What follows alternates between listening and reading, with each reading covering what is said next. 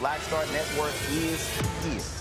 Hold no punches. I'm real revolutionary right now. Support this man, Black Media. He makes sure that our stories are told.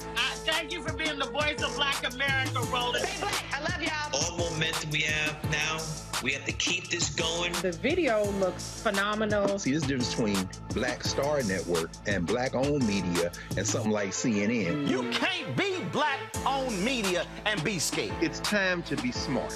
Bring your eyeballs home. You dig?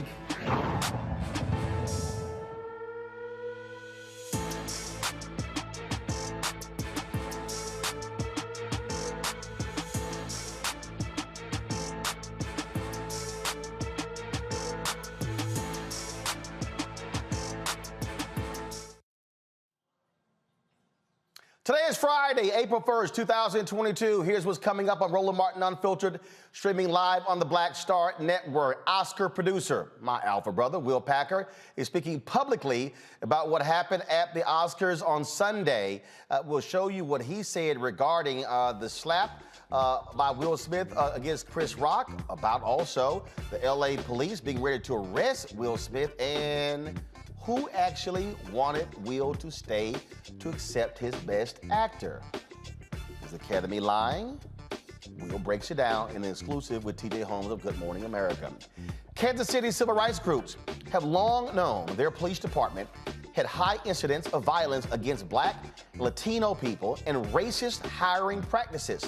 The groups even called for a Department of Justice investigation. Now, an investigation by the local newspaper has proof. Tonight, we'll talk with the president and CEO of the Urban League of Greater Kansas City, and will tell us what happened to their plea to the DOJ.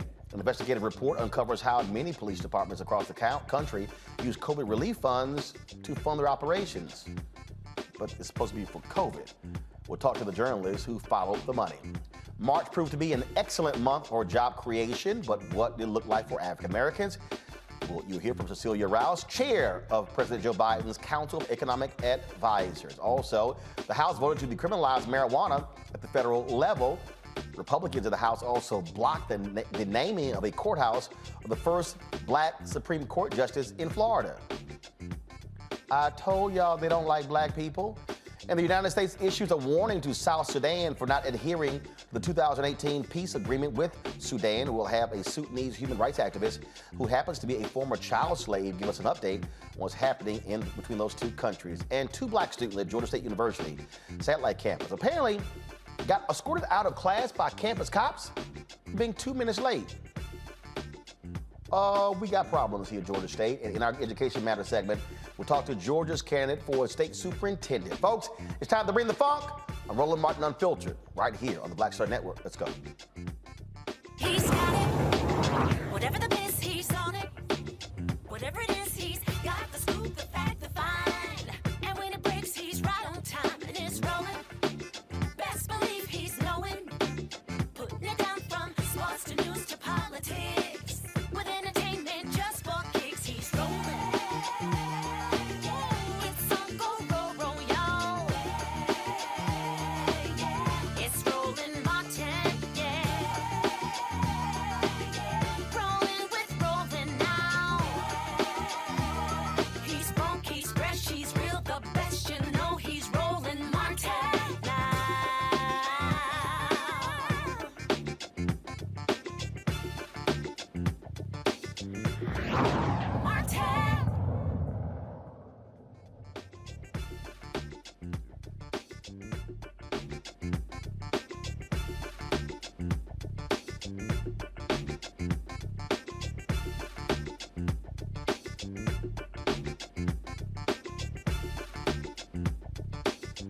All right, folks, a new report reveals a pattern of racial malpractice within the Kansas City Police Department ranks. Some 25 current and former Black officers with the KCPD describe a police department littered with discrimination, racist abuse, and a system that pushes Black officers out of the department while keeping the top brass primarily white. Officers say their accounts are backed by department emails, internal police memos, legal documents, lawsuits, and videos.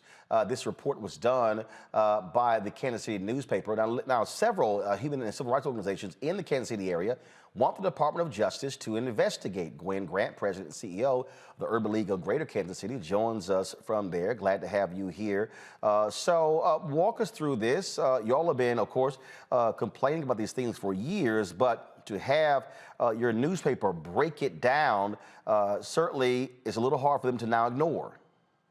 You're absolutely right, Roland. And thank you for having me on to talk about this very important issue in Kansas City.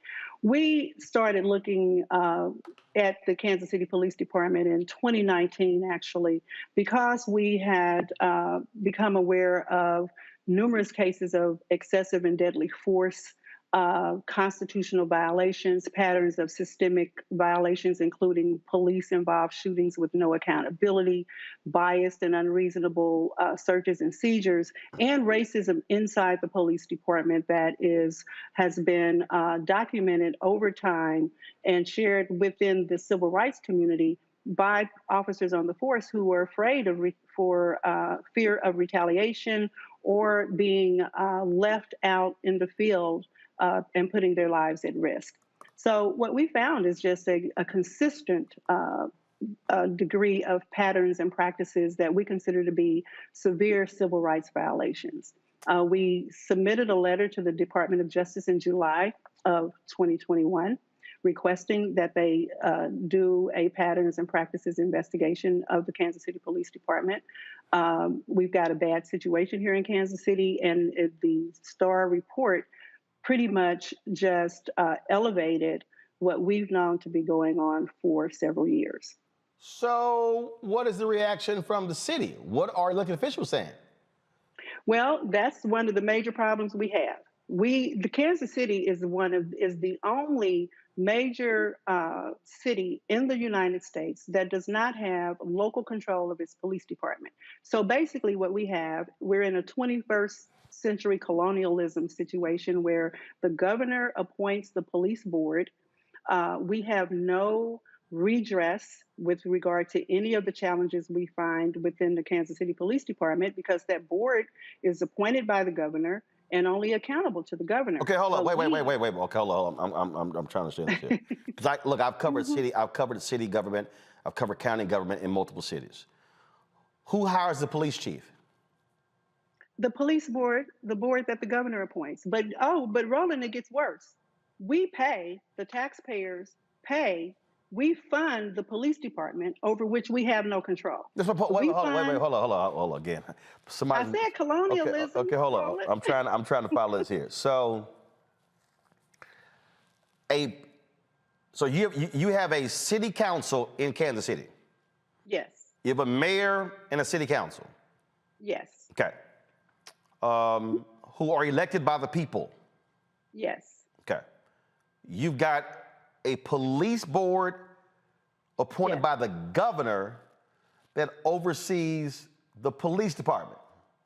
Yes. Are the people on the police board all from Kansas City? Yes, they are, but that's another important point. They are from Kansas City, but the governor, historically, we looked at that and we found that the governor, all governors, be they Republican or Democrat, these governors have appointed primarily white men who live in the Brookside area or west of Truce, which is basically, we have this racial dividing line in Kansas City. Truce Avenue on the east side of Truce is where you find concentrated African-American residents living there, and it's where, it's the racial dividing line. So it's like a city divided. East and west of Truce, life looks totally different. East side is Black, west side is predominantly white, upper middle class and above. So the governor appoints primarily white, male and female attorneys to the police board. We get one seat on that board, who is the mayor. So he appoints 4 of 5 members. One is the mayor. Our mayor right now happens to be Black, but unfortunately our mayor is also not been showing up in a manner that we want him to show up on our behalf with regard to the police department. But yeah, so the governor appoints lawyers. Most of the appointees of the governor, the white appointees, are attorneys. which makes sense. You're appointing people to serve and to govern over a law enforcement body. It makes sense that you would appoint an attorney. But when governors have chosen to, on the rare occasions when they have chosen to appoint an African American, they like to appoint preachers, educators, folks who are not necessarily able to hold their own in that context on that board with all of these people who are lawyers. And I find that to be insulting, that you're going to put put lawyers on a board that is to govern over law enforcement, and then to represent the Black people, ask the local senator here, the person who was senator at the time, I want to appoint a Black preacher to the police board. That kind of stuff happens here. So this is it's called the Kansas City Board of Police Commissioners, correct? Yes.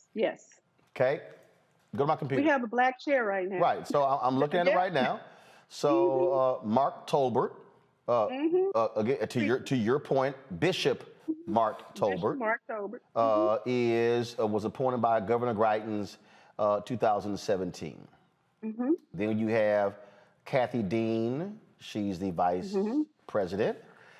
We have Dan Wagner. First of all, Kathy Dean is, let's see, what the hell does she do?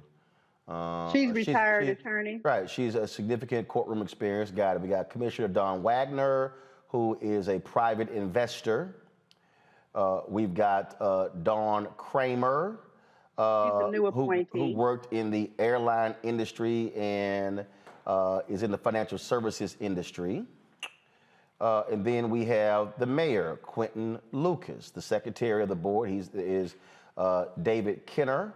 And he was an instructor with the Henry W. Block School of Management.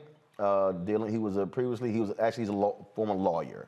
So we got one white guy, one black guy, white woman, white man, white woman, and a Black board. So, so this is the story, folks, that started this. It was in the again Kansas City Star. Headline: Racism in the KCPD. There's no thin blue line for Black officers. Star investigation finds. Since this came out 4 days ago, what exactly is Bishop Tolbert saying? Well, nothing. So neither the bishop nor the mayor have made a statement condemning these racist practices inside the police department since the story ran. Period. Neither of the two Black people who serve on that board have spoken up with outrage about this racism inside the police department. And that's really quite concerning that, we happen to have two Black people on the board, but they seem to be unable to speak up and speak out against racism. So Kansas City, know it well. My late grandmother, great-grandmother, lived there. I'm a late aunt. My uncle and his wife still live there. Kansas City is 30% Black. Yes. Go back to my computer, please, folks. This is the graph that is there in the Kansas City Star paper. The police chief is white. Of the 5 deputy chiefs, 1 is Black. Of 21 majors, 3 are Black, 14.2%. Of the 50 police captains in the department, only 3 are Black, that's 6%. Of the 223 sergeants, 25 are Black, 11.2%. Of the 32 homicide detectives, 3 are Black, 9.3%. Of the 22 assault detectives, 3 are Black, 13.6%. Of the 213 detectives, 17 are Black, 7.9%. Of the 1,144 sworn officers, only 133 are Black, that is 11%. So in a city that is almost 30% Black, only 11.6% of the officers, and this is what's interesting here, y'all, it's 11.6 today. In 1998, it was 12.3. So in really in 14 or so, 24 years, they've actually dropped. Yes, you're absolutely right, and it's a tragic situation. So the problem also goes to the type of leadership, the outgoing police chief who started in 2017. We just, was flat out racist, and we called for him to be removed. We said that he should be terminated. We couldn't get that done in the manner that we had hoped with the 2 Black members of the Board of Police Commissioners. We asked them to, hey, stand up for the people, call for this man to be fired, and work to get the 3rd vote. And neither of them would bring that motion because they said, well, we're not going to bring a motion that we can't win. And we said, you know what? Show us that you care. Go public, call for the motion, and put these other people on the spot to vote it up or down. So basically, we just kept applying pressure to this police chief who refused to provide probable cause statements to the prosecuting attorney's office in any instances when officers were involved in excessive and deadly force incidents. His department they killed 3 Black men, unarmed Black men, in the past 12 months when prior to our submitting the letter for the DOJ investigation. And in each of those cases, when those excessive force cases took place, this chief would have those officers back on duty with weapons while these cases were being investigated within 10 days of a police-involved homicide. In less than 12 months, they killed 3 unarmed Black men, and they were still able to stay on the force and be paid. In the case when they do kill Black people, he also would allow for them to investigate the decedents and provide evidence against a dead person to the prosecutor before they even fully investigated the incident itself. So we've got a really bad situation here, and we have no redress because we do not have local control of our department. And that's why we need the DOJ to come in and conduct this patterns and practices investigation. I'm trying to understand. I'm sorry, go ahead. I'm trying to understand this here. So, because look, I've talked about what's happening in St. Louis as well. And let me be real clear. Missouri is weird as hell with some of these in terms of how the legislature, how they've actually passed different laws. And so, how many other cities in Missouri do not control their own police department? None. We're the only one in Missouri. Wait, stop. Wait.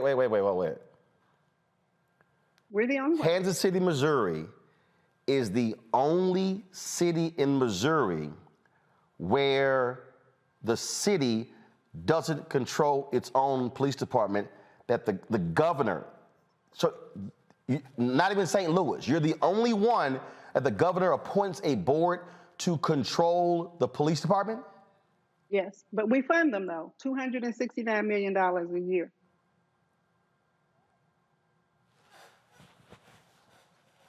Does the state fund the police department? No, the city funds our tax dollars. I actually have a suit pending. I am suing on behalf of the taxpayers in Kansas City. I am suing the Board of Police Commissioners and the City Council and the City Manager, all bringing forth a suit under what's called the Hancock Amendment in Missouri, that I, as a tax-paying citizen, can make this case, hopefully, and prevail in the courts. Well, what we cannot get done at the state legislature is that we can get at least control over the budget and the spending of the department that we fund. So I have a lawsuit pending on behalf of the people to try to make that happen.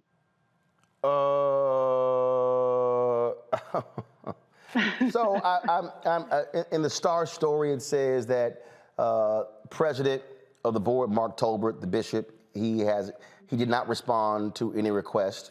Only Commissioner Kathy Dean responded. The mayor, no one else responded. Obviously, the Fraternal Order Police, they ain't got the damn thing to say. So, what else are y'all doing there? Or have y'all organized community town halls? Have y'all asked? First of all, when does the police board meet?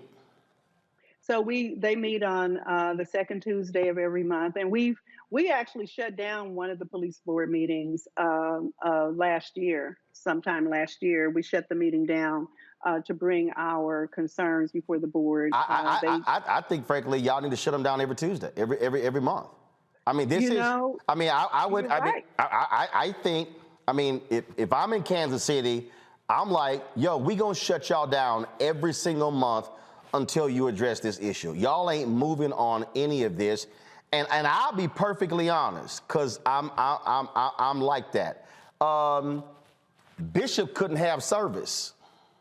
Well, see, me and you are on the same page, Roland, because the fact that the two Black officers, we got white people on that board, but first off, they already know about how this police department has killed.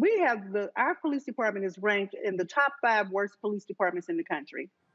On average, they kill 3 unarmed Black men a year with impunity.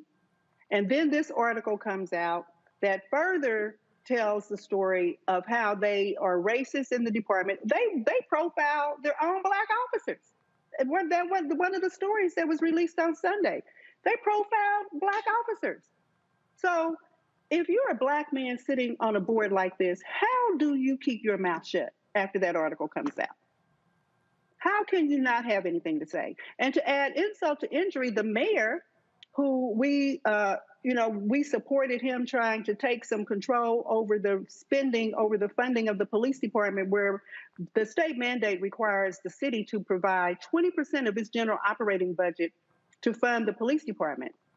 They last year got into a lawsuit issue with the city between the city and the Board of Police Commissioners, because the mayor found an ordinance to try to take control of the amount of funding that they provided the department that's over and above the 20% mandate. We backed him with that. We held a press conference on the steps of City Hall backing that move. They ultimately lost in court because, frankly, I don't think they hired the best law firm to represent them. But anyway, they lost that case. And I filed a motion to intervene in that case on behalf of the people. My motion to intervene was dismissed, which led to me ultimately filing the lawsuit that I have pending right now. But we did all of that to support this mayor. And then last week, the mayor coalesced with the chief of police and the Board of Police Commissioners to draft this ordinance to give them $33 million above the 20% mandate and not take local control over that spending, as we all fought for and tried to get them to do. So we are being misrepresented, as what we said today to the mayor. We had a meeting today to call out our concerns about this mayor. When you talk about, shutting down a church service, well, we have a collective of community-based organizations and civil rights organizations. We meet every Friday morning at 8:30 in an urban summit meeting. And we took the mayor to task in that meeting this morning, and he'll have an opportunity to come back next week and rebut, or at least try to challenge it. But we are just tired of not being fully represented by our people. We feel that this mayor, we've been hoodwinked, bamboozled, and misled by this man. And it's a shame to have 2 Black people on a board and they can't speak up about racism and discrimination on behalf of the people that they are there to represent. It's unconscionable. Well, what we'll do is we will put calls into the mayor's office to get him on the show to respond to this article. We'll also reach out to Bishop Tolbert and he'll get a call every single day. And they'll tell you it's a personnel issue and they can't discuss it. Well, actually, that's a lie. That's a lie. That's a lie. Because as somebody who's covered city government, that's a flat out lie. I've had numerous interviews with police boards, with elected officials, with appointed officials, and so that is a lie. And so, fine, if they don't talk, then they're gonna get a phone call every day. So certainly let us know. I would love to know if y'all decide to organize a citywide town hall to address this issue. So certainly Well, keep us. let me ask you this.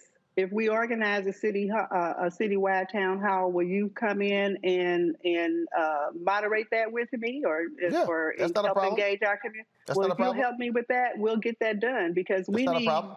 we need sunshine on this issue in Kansas City.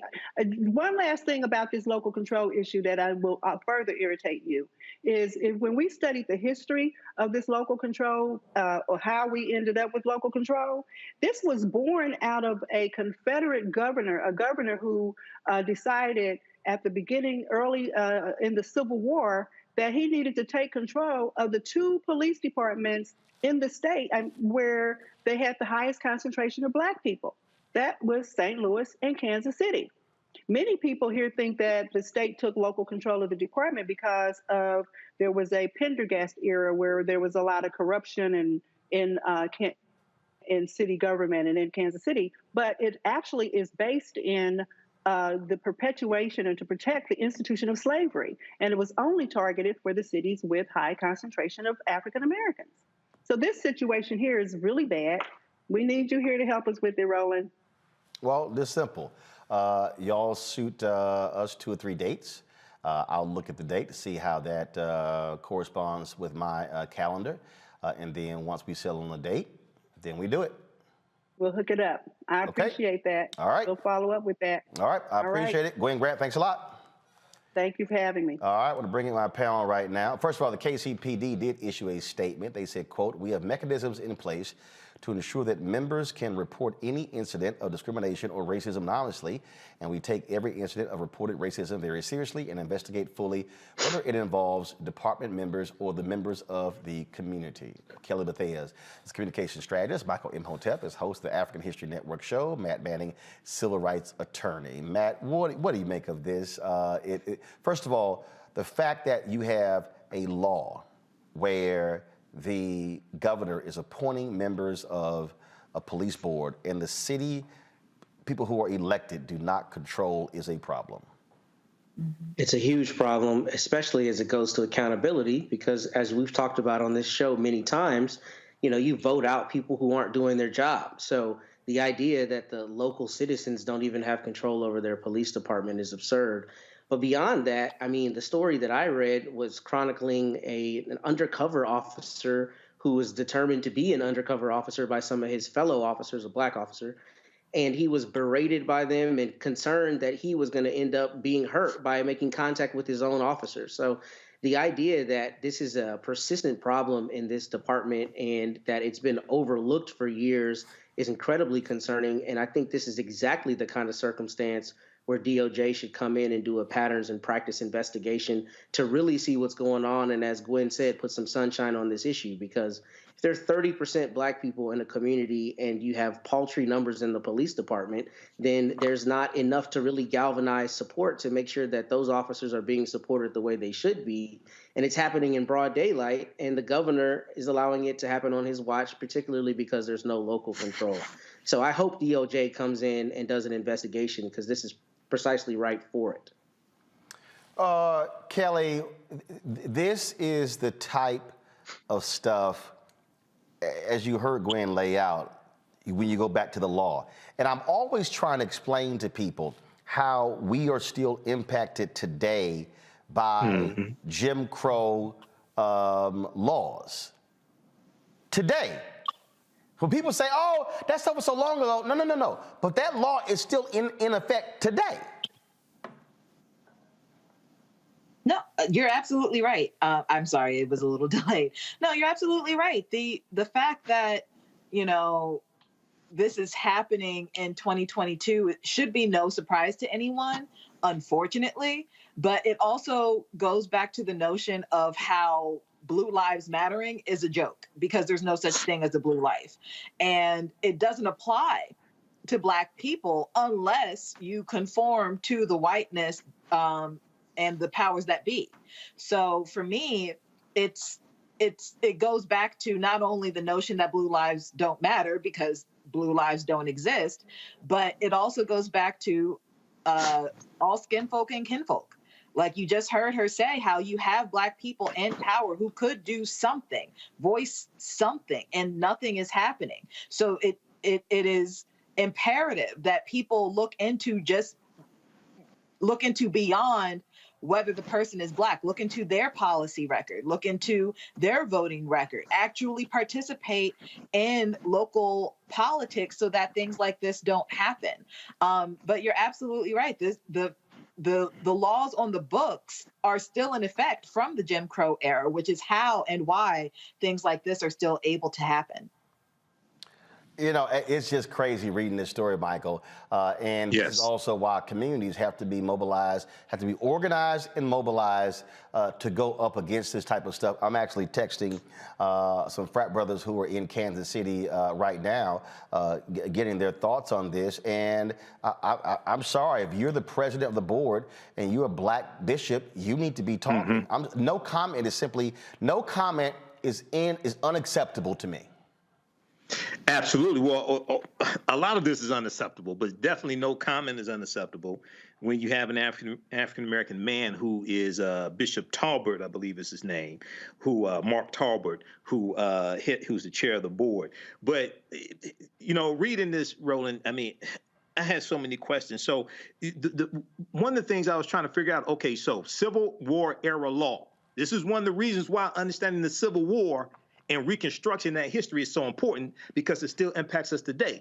But is it written into the state constitution or is it state law? That's one question I have. And one of the reasons why understanding that history is so important, how it still impacts us today, impacts the laws, is because if you go to Brunswick, Georgia, the citizens arrest law that the three white supremacists used to make up after the fact, after Ahmaud Arbery was killed. That citizens arrest law dates back to 1863, when Georgia was part of the Confederacy, and there was a law to target runaway slaves who were running away from plantations in Georgia to run behind Union lines. So that legacy of the Civil War and Reconstruction is still with us today. This is why it's so important to understand history and law, because they intersect and they impact everything that we do. So yeah, hopefully they get the DOJ involved in this. But the other thing I want to know is local TV news stations. I saw the article from the Kansas City Star, but local Kansas City TV news stations, I wonder what type of pressure they're putting on the department, because a lot of times that local news exposes a lot of this stuff and puts pressure on them to bring about some type of change. Absolutely. And so I'm actually about to text also the brother who runs the Kansas City newspaper there. And so to get his thoughts on this as well. So we'll definitely continue to cover this and give y'all folks updates on this particular story. All right, folks, we got to go to a break. We come back, we're going to talk about what's happening in South Sudan. Why are we doing that? Because mainstream media want to focus only on Ukraine. We also going to talk about what's happening with Black folks in Africa, where you have a humanitarian crisis happening there as well. Folks, you heard me say to Gwen there that I certainly will come in and I'll moderate the town hall, and we'll actually broadcast that town hall. This is precisely why it's important for you to support Roland Martin Unfiltered. I just went to our mailbox today. All of this, these are all checks and cards that were in the mailbox. This all came in just this week, and so these are notes here that we read. Some of these we read. People who've actually sent in stuff already. And so now you understand when I'm talking about why it's important for you to support what we do. I can guarantee you, I was on the call today with our sales team, we're putting lots of pressure on these advertisers to provide the resources. I'm laying the things out all the time. And I've said to y'all, the numbers are clear. MSNBC makes about $700 million a year. Let me say it again. MSNBC's profit is around $600 to $700 million a year. CNN's profit is $1 billion a year. Fox News' profit, not revenue, profit, is $1.5 billion a year. That's why they can have 200 and 300 correspondents and crews and cover people's stuff all across the world and send people all around the places and fly folks on private jets when it comes to breaking news. And a whole bunch of people out here claiming to be new black media, they don't cover the news, they talk about the news. They talk about what other people do. They talk about what other people are talking about. Well, our goal is to actually create the nation's largest black newsroom to cover the issues that matter to us. And so your support is critically important. Cash and money orders, you can go to P.O. Box 57196, Washington, D.C., 20037. Cash app is $RM Unfiltered. That's important. Please listen to me again. $RM Unfiltered. Please don't lose sight of that because we've got some folks out there who are thieves. I'm going to show you their names in a second. But PayPal is R Martin Unfiltered. Venmo is RM Unfiltered. Zelle is Roland at RolandSMartin.com. Roland at RolandMartinUnfiltered.com. And so when you support us, we, of course, are supporting you. And so let me help y'all out, y'all. I have already reported these people to Cash App. Cash App responded to me. These are individuals right now on Cash App who are trying to steal from you. There's no reason in the world for these people to have Cash App names similar to this show. So you see this Dr. Frank, RM Unfiltered, REB, this Jonathan Bravo or whatever, RM Unfiltered with 2 L's, Mr. Crimmins, RM Unfiltered, took the E out, Unfiltered, and then this other one, this RM Unfiltered, and then this one here. So these right here, these individuals here are all fraudulent accounts. I want y'all to see this again. These are fraudulent accounts.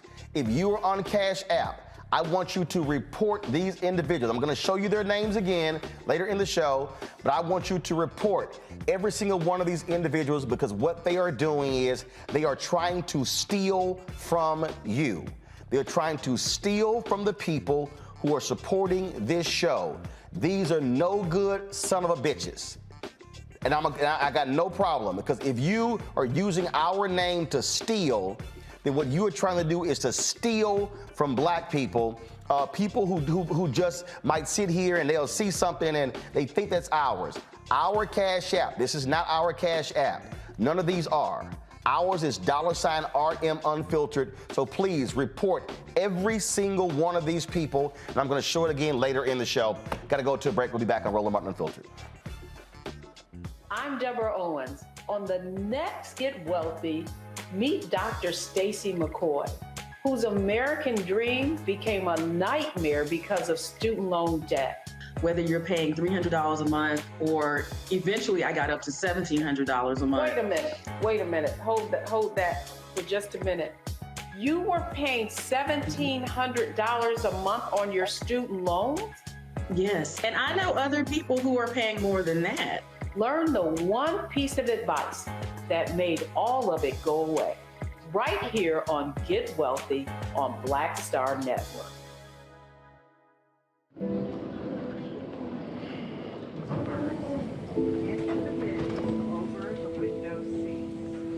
These are the only bins that will accommodate larger rollerboards.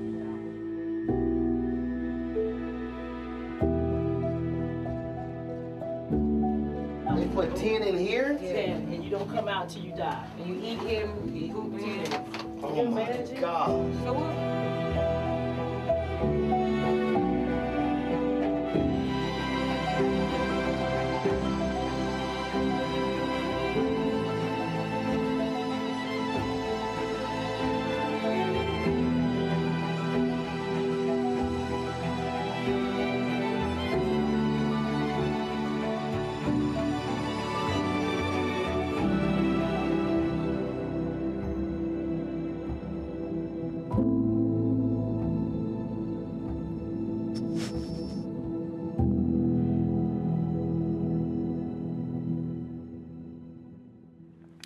All right, folks, part 5 of our special from Ghana airs right after our show right here on Roland Martin Unfiltered on the Black Star Network. Trust me, you don't want to miss it. It's been phenomenal series thus far. So you be sure, as soon as we get done, stay with us to check out part 5 of our docuseries, The Year of Return, 1619 to 2019. We'll be back in a moment. Pull up a chair, take your seat. The Black Tape with me, Dr. Greg Carr, here on the Black Star Network. Every week, we'll take a deeper dive into the world we're living in. Join the conversation only on the Black Star Network. Hey, what's up, everybody? It's Godfrey, the funniest dude on the planet. Hey, I'm Taj.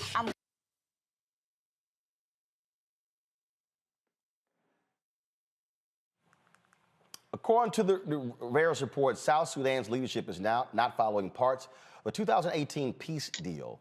Now the United States is threatening to impose more sanctions on those perpetuating the conflict. Joining me now is Simon Ding, a Sudanese human rights activist who is very familiar with what's happening there. Simon, glad to have you here on Roland Martin Unfiltered. I reached out to my man, Joe Madison. He passed me your name. So much attention has been on the Ukraine and what's happening there. Explain to our listeners and viewers what is happening in South Sudan. What's going on?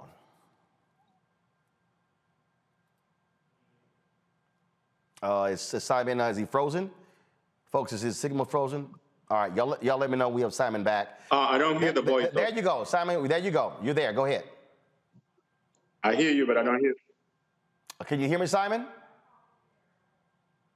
Simon, can you hear me? Yes, I do hear you, Ron. Okay, you can hear me now? Yes. Good. So explain to our folks watching and listening what's happening in South Sudan. Roland, what happened in Southern Sudan is a disaster. A disaster that the international community and the world in large turn a blind eye at the country that being created by the United States. In other words, Southern Sudan is the only country in East Africa that was created by the United States of America.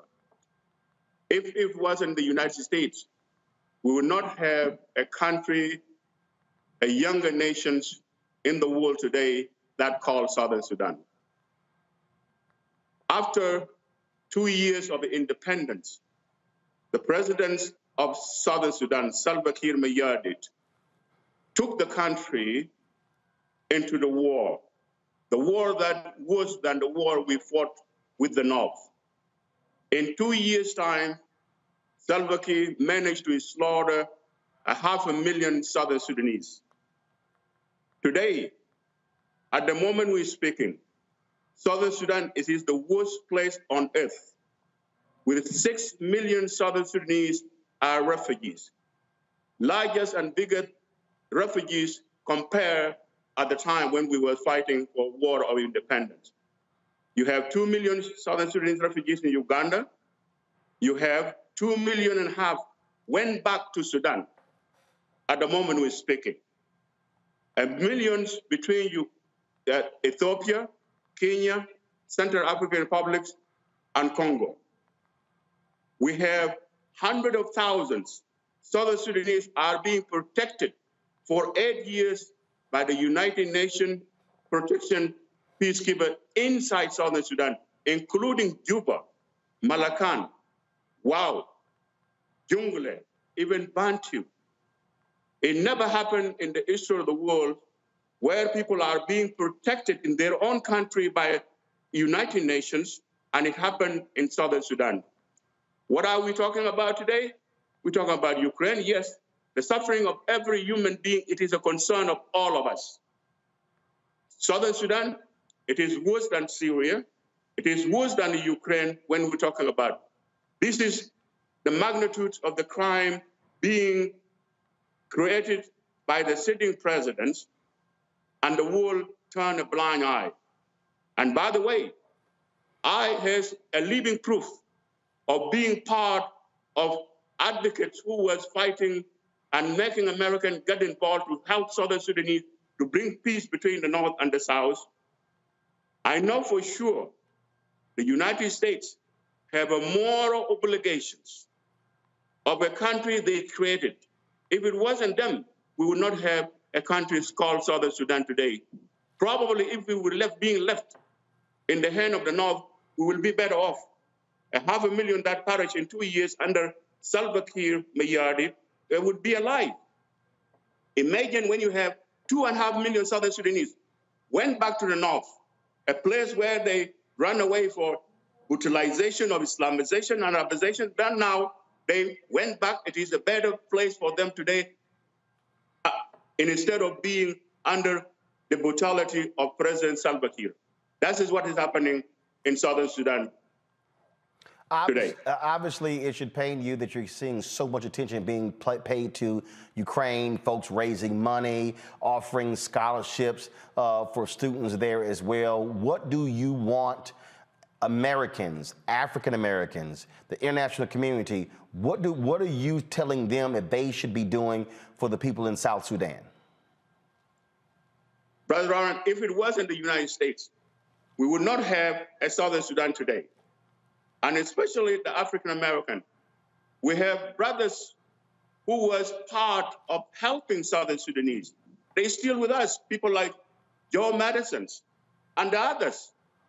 Even including in New York here, we have people like Al Sharpton who went with us to liberate the slavery in Southern Sudan from the hand of the North back to the Southern Sudan.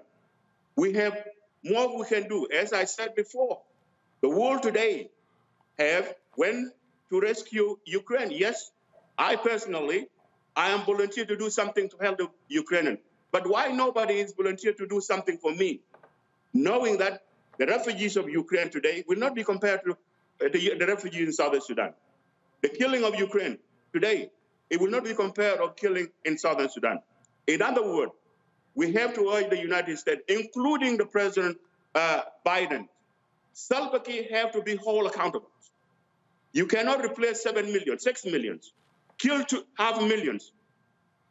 And then you are now trying to call yourself a legitimate president. People of Southern Sudan, they suffer in the hand of the Southern Sudanese government, in the hand of Salva Kiir, more than suffering that they were under the North. Questions from my panel. Michael, I'm going to take you first. All right. Thanks, Brother Simon, for coming on and sharing this information with us. You know, this is really, it's really important to cover this because there's so much coverage on Ukraine and there's so much devastation happening on the continent of Africa also that doesn't get covered. Can you just talk briefly about how the U.S. helped create South Sudan? We know South Sudan split from Sudan. Okay. Yes. Can you just talk briefly about that history? Because a lot of people don't know about this. You know, when I came to this country, I come purposely on to come to people of America. Indeed, we did got help from the capitals, and especially under the times of President Bush, in which I met 2 times in the White House, in which he assured me, seeing the Northern Sudanese blame the slavery on the war, we are going to make peace. And indeed, he kept his promise. He kept everything he told to me, in which the United States Congress passed the Sudan Peace Act, passed by the Senate, signed into law by the President of the United States, in which the President of the United States designates a former Senator John Danforth to go to Africa to forge the peace between the Northern Sudanese and the Southern Sudanese. Laird Colin Powell was part of the party who was pushed that peace, and that peace was being produced in Naivasha and Nairobi, which become known in Sudan as a comprehensive peace agreement. United States, because for him to have peace, they put $11 billion. These are the taxpayers, in which that they have a responsibility. And I call it today, Southern Sudan is an American baby. And indeed, as I said, because I was there, if it was not the United States, we would not have Southern Sudan. After the independence, what happened? The U.S. walked away. Unfortunately, it happened during the administration of President Barack Obama, which is very unfortunately. We have people like Susan Wright. They were there. She was there with me in Juba. I was one of the people who received her when he went there during the independence, in which that he met eloquent speech during the independence. But what happened after that?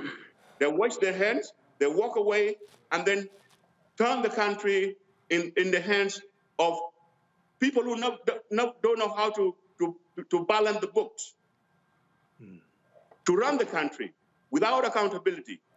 The $11 billion, we just give them to appoint the President Kiir with part of his administration. They went and stolen $4 billion, disappeared in the hands of individuals. And the U.S., you telling me that they should not hold people accountable by stealing the money that was given not to them, for the people of Southern Sudan, to do the infrastructure, to be even to rehabilitate people who suffer for 20, 25 years. Nobody hold them accountable. And unfortunately, Barack Obama let people of Southern Sudan down. I'm going to go to Kelly next. Simon, I think the light in your office went out.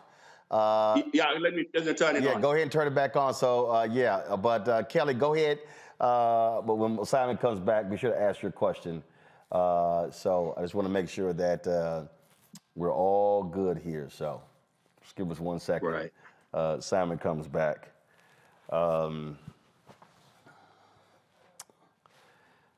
Again, folks, critically important information that we're getting, because all too often in the United States, there literally is no coverage of these issues. Yes. And all too often, again, if it's, let's just be honest, if it's a white country, all of a sudden it's of America's concern. And so it is important that we shine the light on this. That's what Claude Barnett's Negro Associated Press did back in the day with their news service, and that's why it's important that our voices do the same. And so I thank Joe Madison for sending Simon my way. So there we go, Simon, you're there. Kelly, go ahead and ask your question of Simon. Yes, thank you for coming on the show.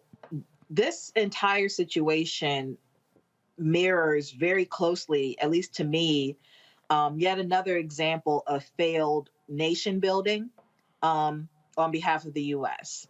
So with that said, do you think that this crisis is America's fault in total? Or did America just exacerbate an issue that was already bubbling underneath the surface, so to speak? And in either situation, whether you think, this country is completely at fault or whether we just contributed to the crisis, what steps need to be taken on behalf of this country to make sure that South Sudan is made as whole as possible?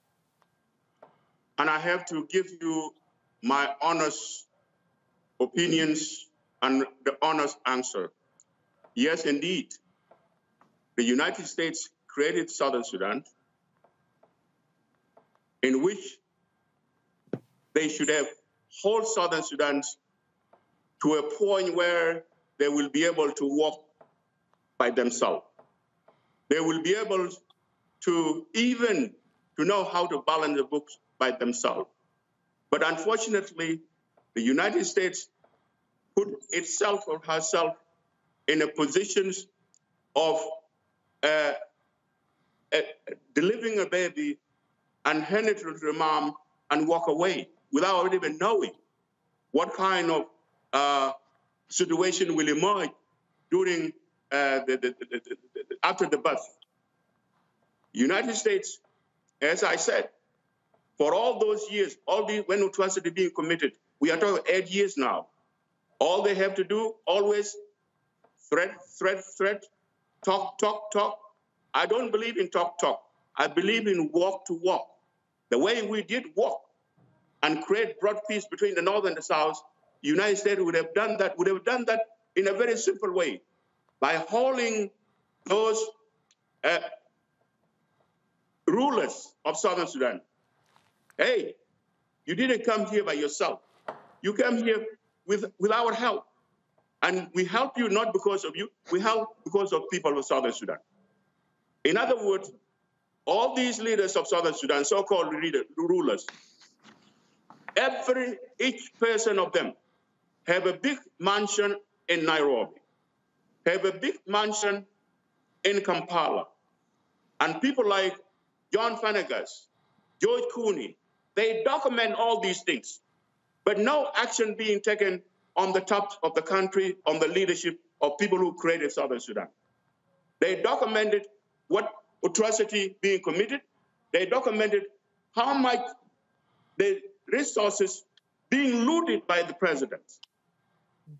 And then when they always trying to take action, what will they do? Sanctions just the doorkeepers, sanction the bodyguard. Why not sanctioning President Kiir himself? The man that happened to be part of the problem, he created a war in 2013 by calling it that there is a coup, which was not. The African Union made a commission led by the former president of Nigeria, Obasanjo. The result was there to everybody's eyes. There was no coup. It was Salva Kiir himself created a problem to divest that because some of his leaders in his own party was holding him to telling that, no, we are going to go for elections, then you will not be elected. And that's all, but he want to stay in power. And then who paid the price? 500,000 died, was killed by him. The slaughter, which is being identified by the United Nations as a genocide. In 2013, when the unit under the President Kiir bodyguard went and slaughtered one ethnic groups, Noir in Juba, door by door. Up to today, we have those who run, who escape, that are being protected by the United Nations in Juba. Where did we ever heard that there are citizens being protected by a foreign country in their own country because they are afraid of their own government? Salva Kiir, it is not a leader of people of Southern Sudan. Salva Kiir is a leader of the tribe. Salva Kiir even went beyond by turning on my ethnic group, the Shulu Kingdoms, taking our land and giving it to the Dinka tribes, which today the entire Shulu Kingdom, the oldest kingdom in Sudan and Southern Sudan, we are now in the Northern Sudan. There is no single one, especially in my entire family, in Southern Sudan. We are in the North. In the North, in a situation where you cannot even look at yourself as a human being. Because we are not being considered as citizens, we are refugees, we have not being employed. Southern Sudanese kids, our nieces, selling their body in the street in Khartoum because of Salva Kiir. These men, I'm begging the US have to look in their conscience and hold these men accountable of the crime that he committed on innocent people that he denied the dividend of peace. We brought the independence of that country. We fought for that country for independence. After we got the independence, what will happen? Salva Kiir become the most master person on earth. He is ruling. I think he took the page from Joseph Stalin. By manipulating international, he deceived the US, he deceived the UN, he deceived African Union, and even he deceived the IGAD. At the moment we're speaking, he will sign peace and he will not implement peace. He will sign another peace, he will not implement peace. To a point he went where even the Pope called him. And Pope went and washed his feet and kissed his feet to go back and implement the peace agreement. What did he do? He went back and he talked about this agreement, it is not a Bible. This agreement, it is not a Quran, cannot be implemented. It's very complicated. Why nobody asking him?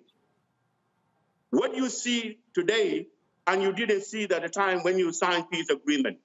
Your team was there to ratify that agreement, and now you're turning on us. This is the third time, the third agreement, Salva Kiir is refused. And we're looking at him, my fellow human being. Right. There is no peace will be to the people of Southern Sudan as long as that man is sitting on them. Well, Simon, we're going to continue to keep our focus on this issue. I can assure you of that. I was a participant in a African-American media roundtable a couple of days ago with United States senators. Joe Madison was very specific in asking and challenging those senators with regards to what's happening in South Sudan, what's happening in Ethiopia, what's happening in Cameroon as well. And so I assure you we're going to continue doing that. We thank you for your involvement. Before you leave, I want to say something. Go ahead. You know, there is a double standard in the world. When the crime happens in the black country, in the continent, we don't see because they're so far away. They are black, we will not see them. If elsewhere, we will be there, unfortunately. But I'm appealing to my brothers and sisters. Please, the world become very smaller. I, as Simon, as a former slave, I never thought I would be talking to you today, but I'm blessed. That's why I'm here as the voice of those who have no voice at home. Thank you. Simon, I appreciate it. Thank you so very much. Thank you. Thank you, brother. All right, folks, going to a break.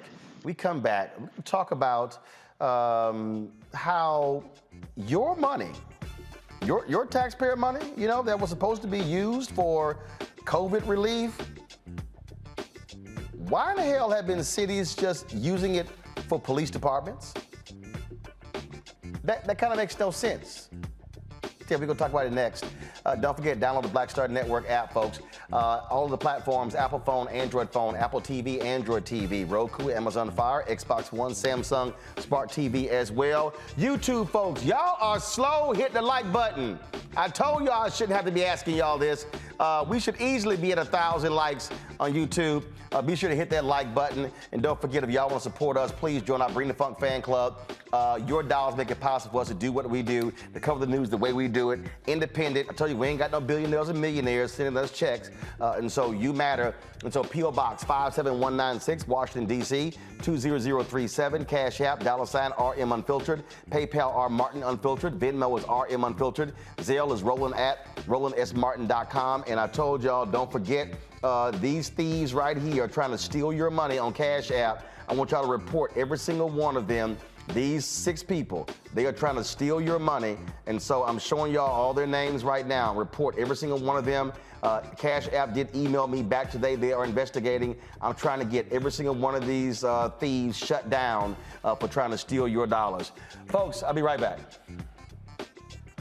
On the next A Balanced Life, as we grind down to the end of another long winter, it's easy to slip out of balance and into the foggy doldrums. On the next A Balanced Life, ways to push through the gray days until the warm days of spring arrive. Join me, Dr. Jackie, on A Balanced Life on Black Star Network.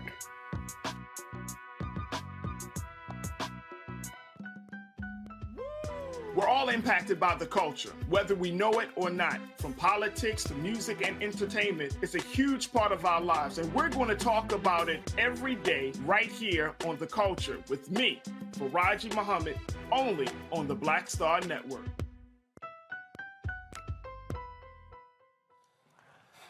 All right, folks. Independent journalist Brian Dalliner wrote the piece called "It's a Money Grab: Billions in COVID Relief Going to Fund Police and Prisons." He follows the money right into the hands of law enforcement. What the hell? He joins me now from Urbana, Illinois. Brian, glad to have you here. I remember seeing the story where the mayor of Chicago said that, oh, you know, things are just so tough for police officers and they're just going through so much. And so we're going to use this money to create a wellness opportunity for them and all of that. But walk folks through how crazy money that was supposed to be for residents fighting COVID, we're funding cops in prisons. That's right, Roland. Thanks for having me on. It's no April Fool's joke. There's millions and billions of dollars being spent on police. And Chicago is some $281 million. That's like 45% of the city budget is being spent to fund the Chicago police, which, as you know, have a notorious history of brutality in the Black community in Chicago. This is happening in LA as well. In LA, there's some 300 plus million that was given out to the LAPD. You know, no shortage of police scandals there either. So it's a big handout here that is going out to police. And as you noted, it's quite ironic.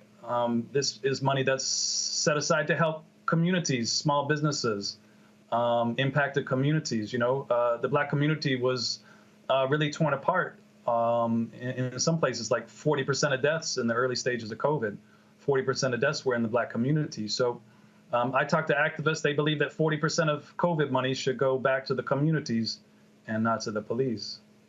See, this is the thing that happens in America. All of these people whining and complaining about defund the police when we're talking about resources. And I swear, I ain't never heard a police department say, y'all know what? We got enough money. We good. Y'all have given us enough money. It's always more. It's always the answer to everything. But then anything else in the city, it's, hey, sorry, we ain't got it. We out. That's right. And so there's a real chance now, I think, for activists in the community to struggle over this money, to fight over the money. I really appreciated your segment on Kansas City. I'm from Kansas myself, so I know the Kansas City police, and there's a large, significant Black community there, historic Black community. And I was just digging up the numbers there. They have some $260 million allocated in the recent 2022-23 budget. 269 million are allocated to the police. A chunk of that is coming out of ARPA funds. This often gets hidden under personnel, but these are handouts to the police, to recruiting to police, for overtime, and this is fattening already fat budgets, as you know. Questions from my panelists.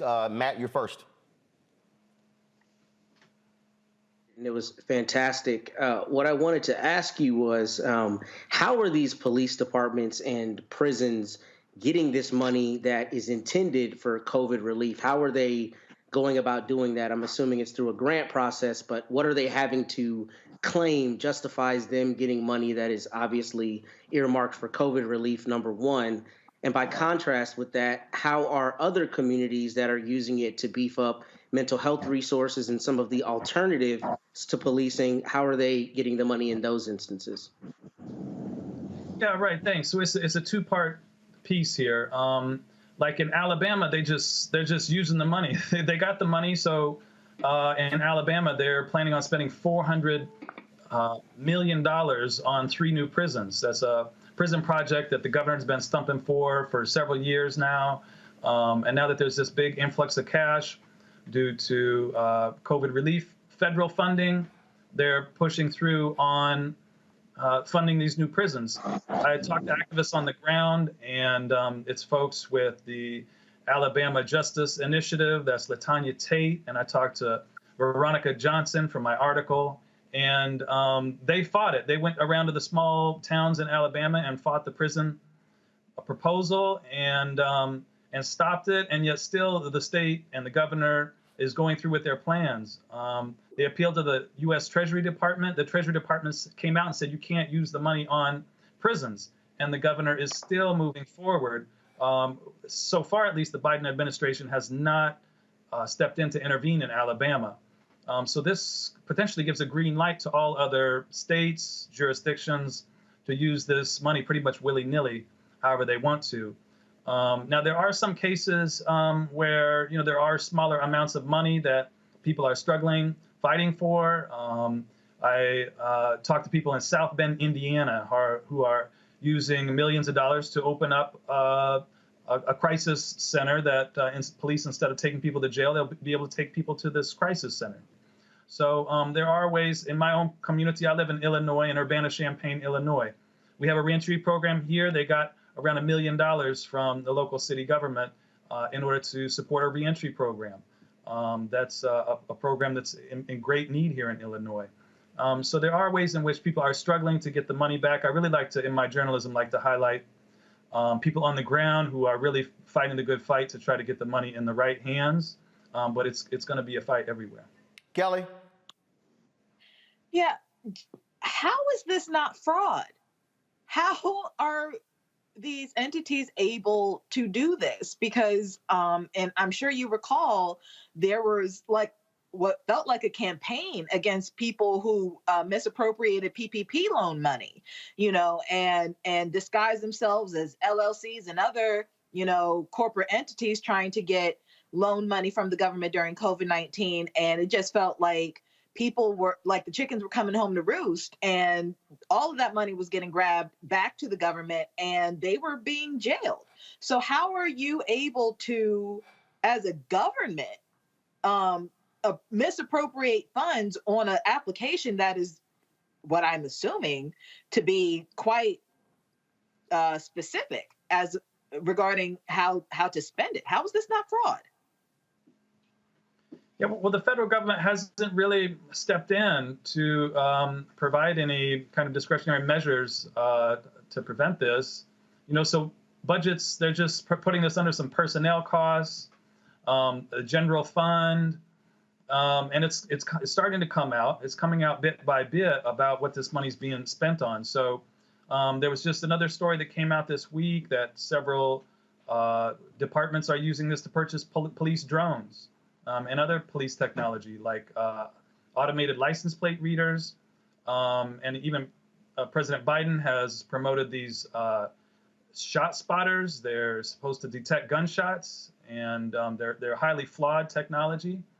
But, we have to question the Biden administration. We know that Biden back in the 90s supported the crime bill, was the architect of the crime bill. And so I think many activists saw this coming and are quite disappointed, but maybe not surprised that this is all allowed to go on under the Biden administration. Michael? All right, Brian. Hey, thanks for writing this article and coming to share this information with us today. So I have a lot of questions, but one of the questions that I have is, what has been the response from members of Congress, especially Democrats in Congress, but you have Republicans that represent, Alabama as well, but especially Democrats, because no Republicans voted for the American Rescue Plan, even though it benefited a lot of people in America, a lot of Republicans. No Republicans voted for it. So what has been the response from members of Congress, especially Democrats, in how this money is apparently being misused for police departments?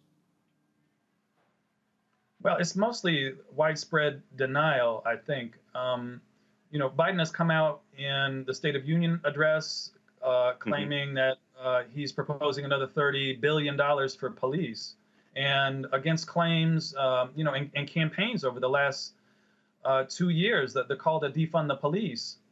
The Democrats have done a 180, and after kneeling with Kente Cloth after George Floyd was killed by Minneapolis police, now they're going around saying we don't need to defund the police, we need to fund the police, and they're allocating billions for it, and they're lining up behind Biden and other candidates for the midterms. So the Democrats have really turned their back on advocates in the streets who have been calling for police reform. Keep in mind here, these are, in LA and Chicago, in Kansas City, police budgets make up 40-50% of the total city budget. So when we talk about defunding the police, we're talking about reducing these huge budgets for the police. While there's some people have taken first steps, in most all cities, there's been very little progress made. And by Democratic and Republican Party leadership, there's been really no advocacy for what's going on in the streets. I mean, we have another summer coming up here in 2022. Are there going to be more police killings of Black youth? We're likely to see it again. And we're just going to keep playing out this narrative and keep watching these videos until there's some real change. All right, then. You're right. Look, what you have Democrats is trying to respond, midterm elections, they're freaking out. Conservatives are hitting them, talking about the whole crime is skyrocketing, and they're just racing to throw more money at the cops. But it's not, again, being spent properly and wisely. And so we'll keep that pressure going on. Great reporting there. Folks, go to, pull it up, please. Go to theappeal.org, theappeal.org. Of course, we've had several of their stories up before. They do some great work covering the critical issues dealing with, again, criminal justice reform, what's happening out there, protesting as well. So theappeal.org. Thanks a lot. Thank you, Roland. All right, folks, going to a break. We come back. Our Black and Missing, some breaking news involving Will Smith. Will Packer speaks exclusively to Good Morning America. We'll show you that. And also, you'll hear from Dr. Cecilia Rouse, the top economic advisor to President Joe Biden. She talks about the great job numbers, the report that came out today. Folks, a lot more here. And yes, y'all heard me last night. Y'all know I made it to the New Edition Charlie Wilson concert last night. No ticket, but I am Uncle Roro. We'll be back in a moment. Over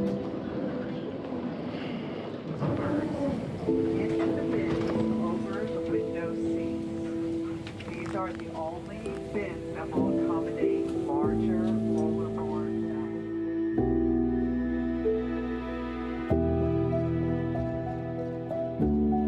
They put 10 in here? 10, and you don't come out till you die. And you eat him, you eat 10. Oh my God. So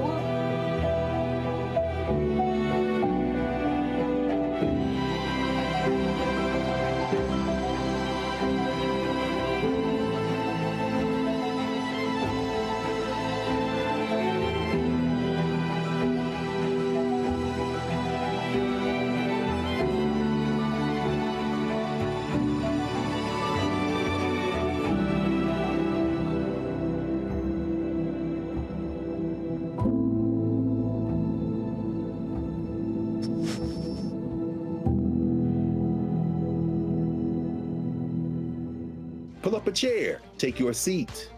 The Black Tape with me, Dr. Greg Carr, here on the Black Star Network. Every week, we'll take a deeper dive into the world we're living in. Join the conversation only on the Black Star Network.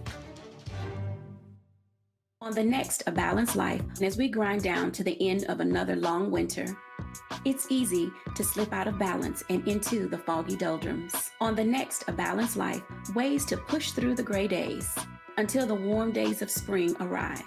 Join me, Dr. Jackie, on A Balanced Life on Black Star Network.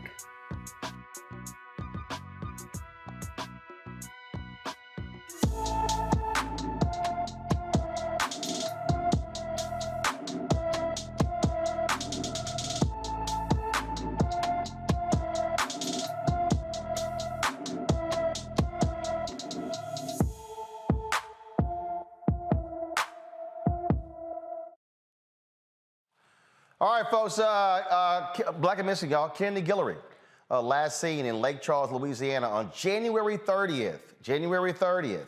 The 16-year-old is 5 feet 6 inches tall, weighs 120 pounds, with brown hair, brown eyes. Anyone with information on Kennedy Guillory's whereabouts, please call the Lake Charles, Louisiana Police Department at 337-491-1311.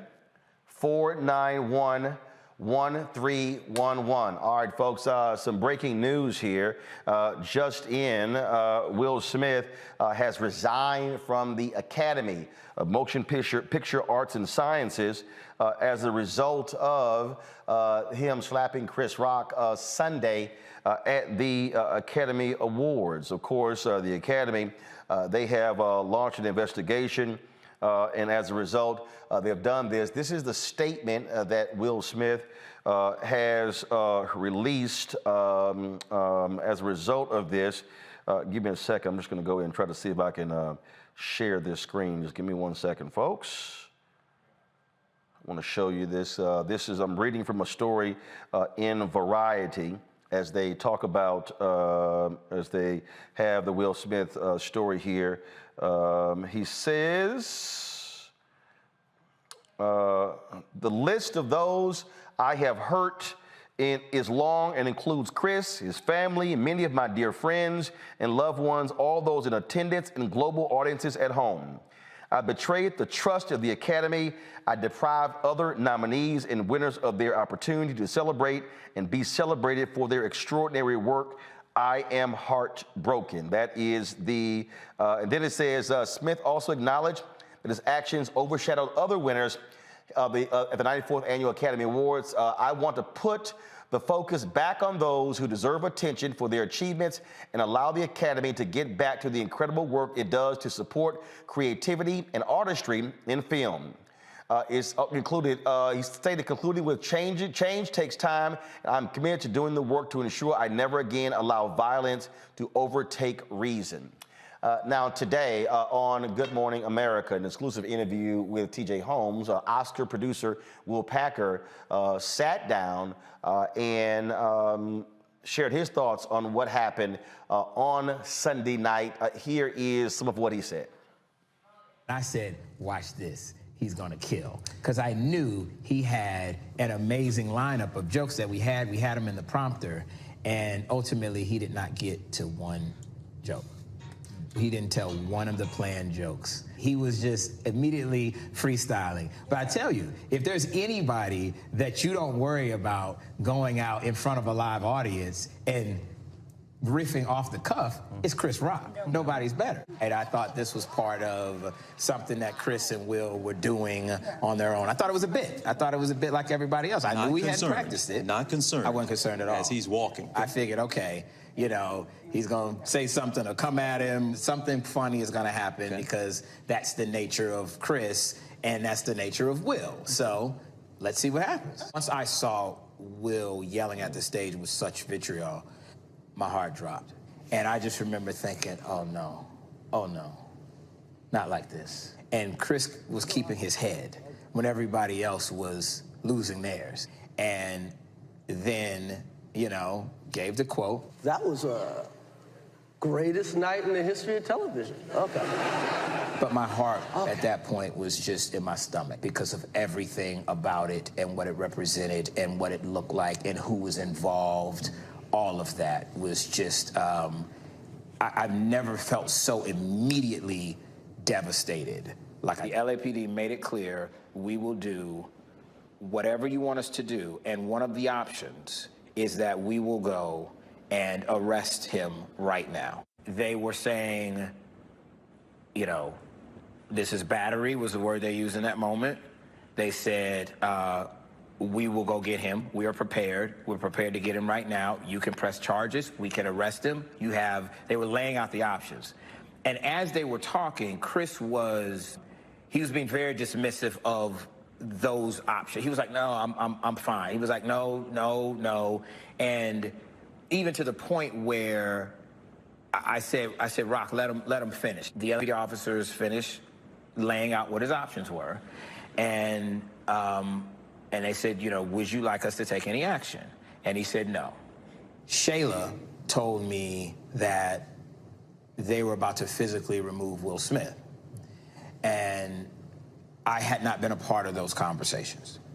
And so I immediately went to the Academy leadership that was on site, and I said, Chris Rock doesn't want that. I said, Rock has made it clear that he does not want to make a bad situation worse. That was Chris's energy. His tone was not retaliatory. His tone was not aggressive and angry. And so I was advocating what Rock wanted in that time, which was not to physically remove Will Smith at that time, because as it has now been explained to me, that was the only option at that point. It has been explained to me that there was a conversation that I was not a part of to ask him to voluntarily leave. I probably have a different perspective on that, TJ, because I was in the room and I know a lot of those people. And so it wasn't like this was somebody they didn't know. It doesn't make anything that he did right, and it doesn't excuse that behavior at all. But I think that the people in that room who stood up for somebody who they knew, right? Who was a peer, who was a friend, who was a brother, who has a 3 decades plus long career of being the opposite of what we saw in that moment. I think these people saw the person that they know And we're hoping that somehow, some way, this was an aberration. He's going to stand on stage, and maybe Chris Rock comes from the back and says, we got you all, you know. I don't think that these were people that were applauding anything at all about that moment. And all these people saw their friend at his absolute worst moment, and were hoping that they could encourage him and lift him up, and that he would somehow try to make it better. I mean, this is... Today is Friday. Today is Friday. Hey, Kelly, what I said on Monday,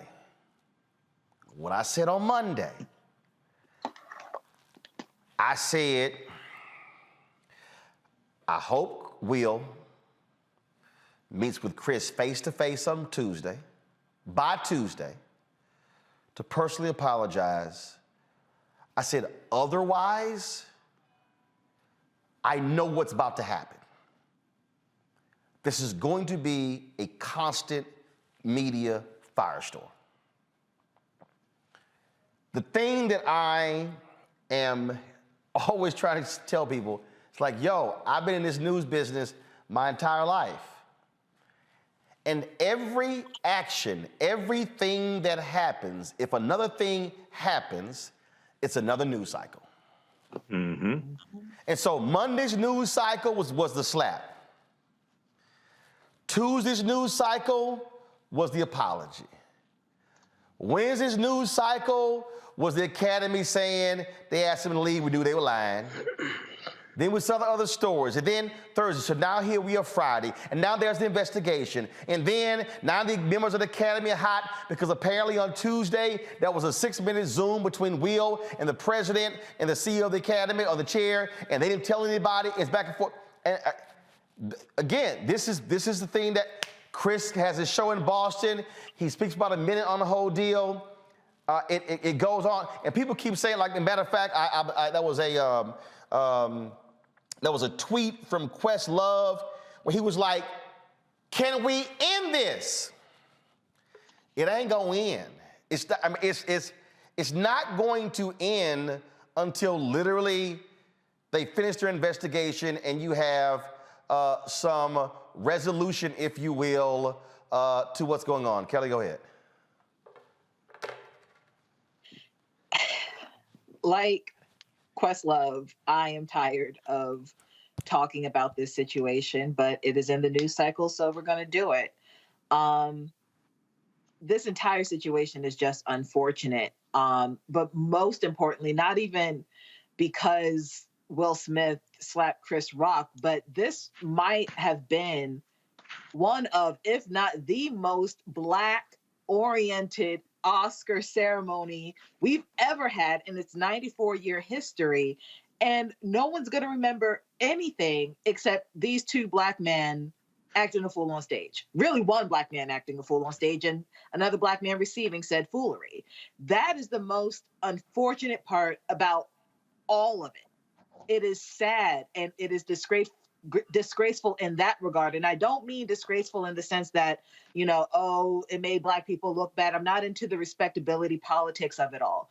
I'm really into the fact that this one moment stole so many other amazing moments that night. Regina Hall and Wanda Sykes on the same stage doing what they do best.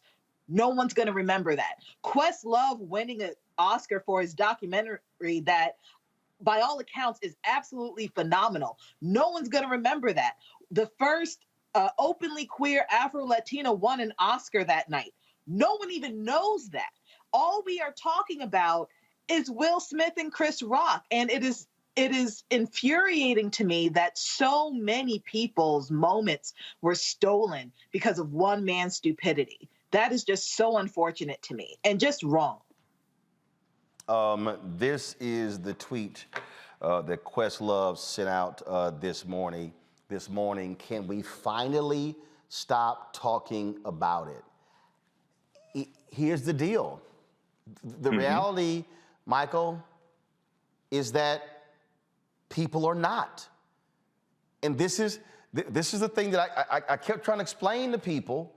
I mean, the level of energy when you're talking about two of the biggest names in entertainment. I mean, right. Chris Rock is literally embarking on a world tour with Kevin Hart. Mm-hmm. Two comic legends, the two biggest in comedy right now, on a tour together around the world, sold out shows around the world. Then you have the biggest movie star. Folks, listen to me. The acting chops of Denzel, phenomenal. Denzel cannot touch the box office and mass appeal of Will Smith.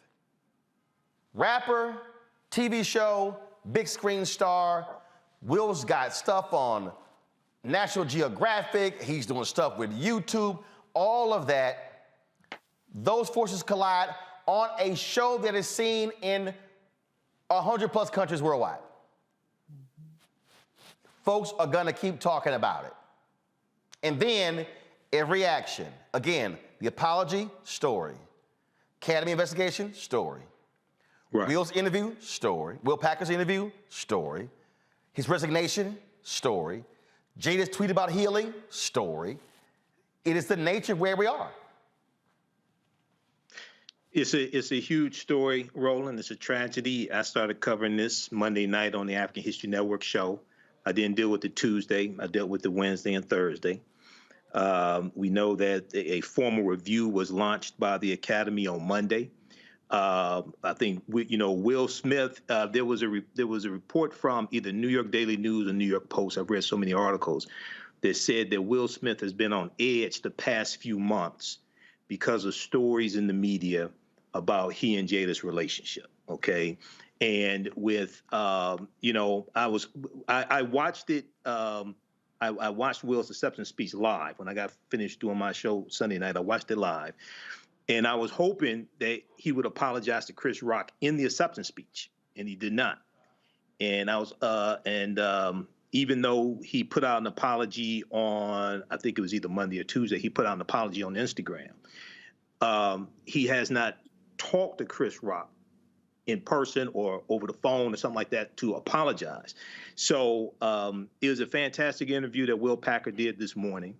It helped to, I think, clear up some misinformation that's been floating around on social media.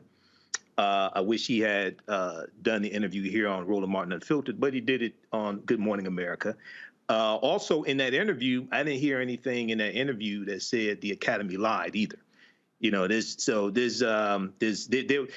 the reporting that I've read, and I've read numerous articles on this, there was one group of leaders in the Academy that wanted Will Smith to leave. There was another group that didn't want him to leave, and they're arguing back and forth, and they're arguing with Will's representatives also. So, this is really an example of how even someone who has what many people think they want to have, the wealth, the Academy Award, the success, more money, more problems.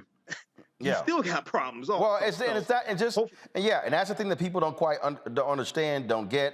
The thing here. Give me a second, because I actually found the actual full statement. What he said was that do not pull it up, please. I'm trying to remove this email from the top. So just hold on. Okay, there we go. Here we go. Here. First of all, he said, I have directly responded to the Academy's disciplinary hearing notice, and I will fully accept any and all consequences for my conduct. My actions at the 94th Academy Awards presentation were shocking, painful, and inexcusable. And then that's when he goes on to say, the list of those I have hurt is long and includes Chris, his family, many of my dear friends and loved ones. all those in attendance and global audiences at home. I betrayed the trust of the Academy. I deprived other nominees and winners of their opportunity to celebrate and be celebrated for the extraordinary work. I am heartbroken. I want to put the focus back on those who deserve attention for their achievements and allow the Academy to get back to the incredible work it does to support creativity and artistry in film. So I am resigning from membership in the Academy of Motion Pictures, Arts and Sciences and will accept any further consequences the board deems appropriate. Change takes time, and I am committed to doing the work to ensure that I never again allow violence to overtake reason. Matt, here's the deal. People are already asking. No, this does not mean that Will Smith can't act. No, you don't have to actually be a member of the Academy to be able to act. What it means is he is not a voting member of the Academy when it comes to the folks, when it comes to not for the Oscars. What it also means is, depending upon what the board decides, he's still eligible to be nominated for awards in the future. But the reality here, Matt, and I got people who are saying, well, you know, why are you still talking about it? Because the reality is, it is still news. It is still a news story. So whether we like it or not, it is still a news story. That's what it is, Matt. It's a news story. It's a news story involving two of the biggest entertainers in the world, as you said. And I think it's a news story that sheds a light on some of the things that we talk about here, including criminal justice. I'm a big Will Smith fan. I always have been. But the reality is he committed a crime in front of millions of people and was not arrested. The fact that LAPD went and asked whether they wanted him arrested is crazy if you think about it, because people get arrested all the time for things that are on video, and police develop probable cause days later and go hook them up. So I don't say that to make an indictment of Will Smith as much as I say it to say this is an interesting situation, and a situation that is obviously news because of who's involved. But it's also a situation that shows that, kind of to Michael's point, you know, everything that glitters ain't gold. But the reality is this doesn't happen to an average person. If you went up to somebody and slapped them at their job on a surveillance video, wherever you are, the police are coming and hooking you up. They didn't hook up Will Smith because he's Will Smith. And I don't know what you take from that, but that's what I think contributes to the fact that this is going to be a major news story, because it involves such major people. So let me also say this, and this is the last thing I'm gonna say on this before I go to my next story. And that is, I've got a couple of more stories before we end the show. Some of y'all in the chat saying, well, I'm tapping out till you cover some real news. First, we've been covering real news. First, we've been covering real news all day. The reality is, it is breaking news. Others are saying that, well, Roland, you shouldn't be covering this. Here's why y'all are wrong. The reason you're wrong is because, see, if we don't cover this, go to 7, if we don't cover this, then the voices that you are going to hear framing this largely don't look like me. And then the voices that you hear framing this and discussing this, those individuals, then they get to control what the narrative is. Now, see, I know some of y'all are sitting here saying, well, you know, I hear you, but guess what, y'all? The viewer count on our YouTube page has increased since we started this story. Mm-hmm. Yep. I just want y'all to understand. Monday, we had nearly 10,000 live viewers on YouTube alone because they want to hear this story. And we discussed it in the first hour. The moment I went to a break on Monday, we lost 3,000 viewers between going to break and coming back from break to begin our second hour. So one, you gotta understand that. But here's also why I need you to understand why perspectives matter. And that is the same segment that we did on Monday, breaking down what we call the deconstruction of what happened. We then posted that video the next day on our YouTube channel. And I looked up the stats earlier. As a matter of fact, I'm gonna see if I can pull it up right now. Here it is. I want y'all to look at, you should be able to pull this up. It says, this video is appealing to a wider audience, contributing to 73% more views than usual. That deconstruction video that we did, where we offered a sound, reasonable, thoughtful discussion on what happened, it has gotten 56,849 views since published. Now, first of all, it's actually more than that. But it says that in terms of referrals, but it says your videos typically receive 8,000 to 32,000 in this same time frame. It's gotten 38,662 recommendations. That particular video, y'all, last I checked, has received, let's see here, 1.3 million views. 1.3 million views. And so that's important, again, because if we as Black-owned media, if we are not establishing the framework of the conversation, somebody else is. Right. And so I am willing, y'all can talk all you want to, but I am willing to keep talking about it as long as we are framing it properly. Even the segment I did last night where I talked about don't fall for the okie doke, Team Will and Team Chris, that's already exceeded 100,000 views. And there were, in fact, and I got to go ahead and do this. Yeah, I know I did not want to have to. I didn't want to go this deep into this here, but you know, I really it bothers me when people say dumb stuff. It really bothers me when they say dumb stuff. Like, it actually pisses me off when they say dumb stuff. I had there's a state official in Texas. She's a state rep. She actually had some words for me on her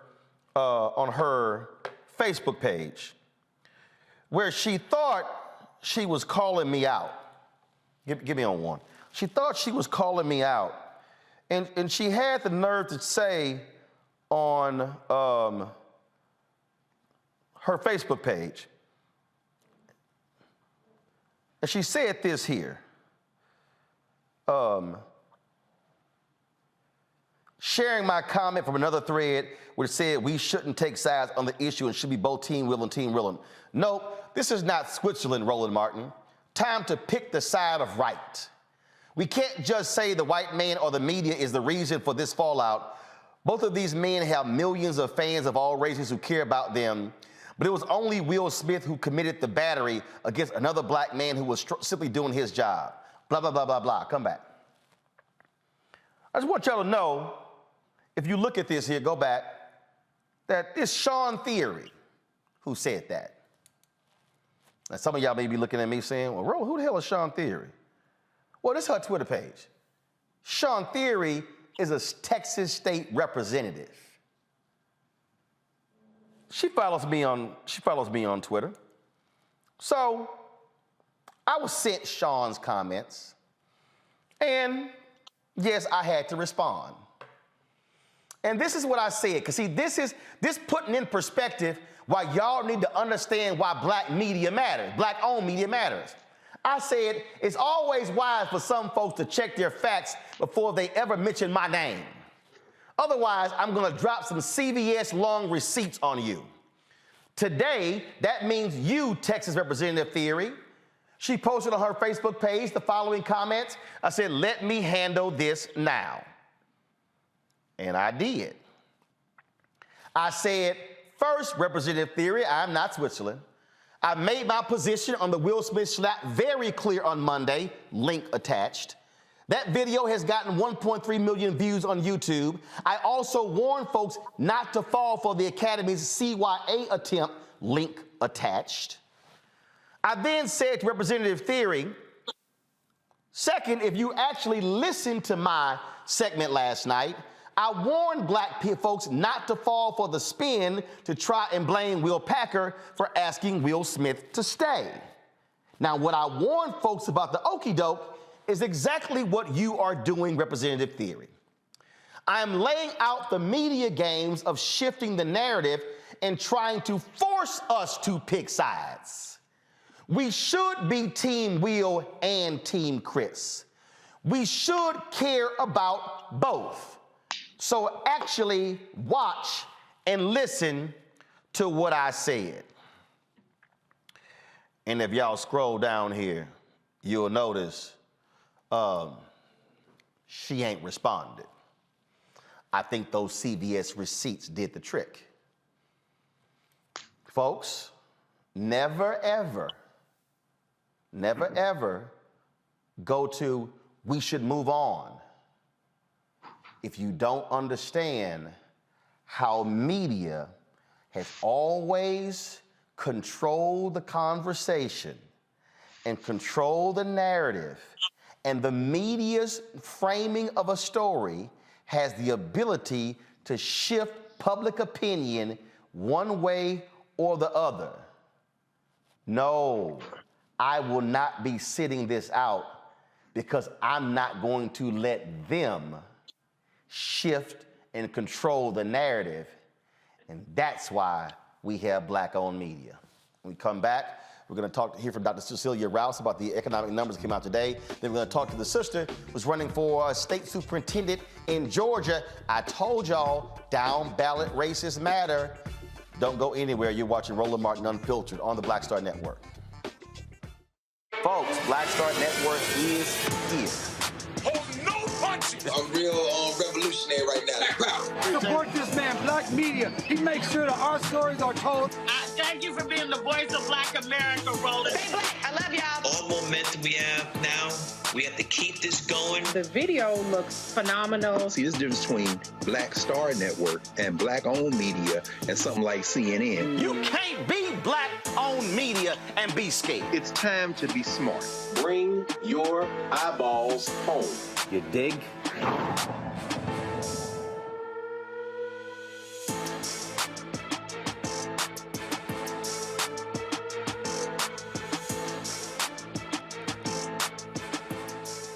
All right, folks, big jobs reports came out today. The federal government report shows the U.S. economy added 431,000 jobs in March.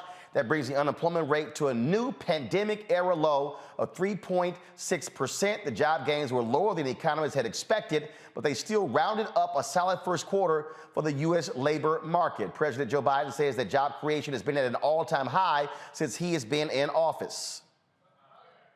Over the course of my presidency, our recovery has now created 7.9 million jobs. More jobs created over the first 14 months of any presidency in any term ever. And that's striking.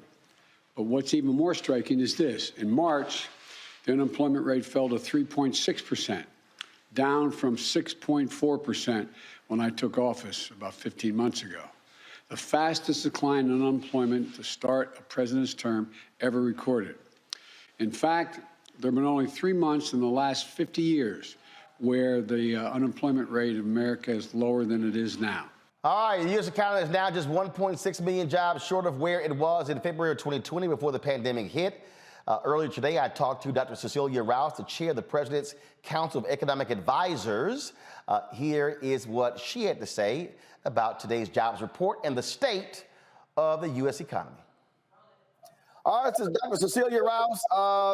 Big Friday for the economy, for the White House, surely as the top economic voice for the president. You must feel pretty good today. Well, today was a day when we got the jobs report, and it was a good day because it reaffirmed the strength that we believed we were seeing in the U.S. economy, where since we learned that in March, the economy created an additional 400,000 jobs, which means that over the last 3 months, we've created over 500,000 jobs per month. So this has been a very strong economy, largely thanks to the American Rescue Plan, the effectiveness of our management of the pandemic, supporting households, supporting businesses, and it reflects that we've got a resilient economy that is positioned to weather the shocks that may come in the future.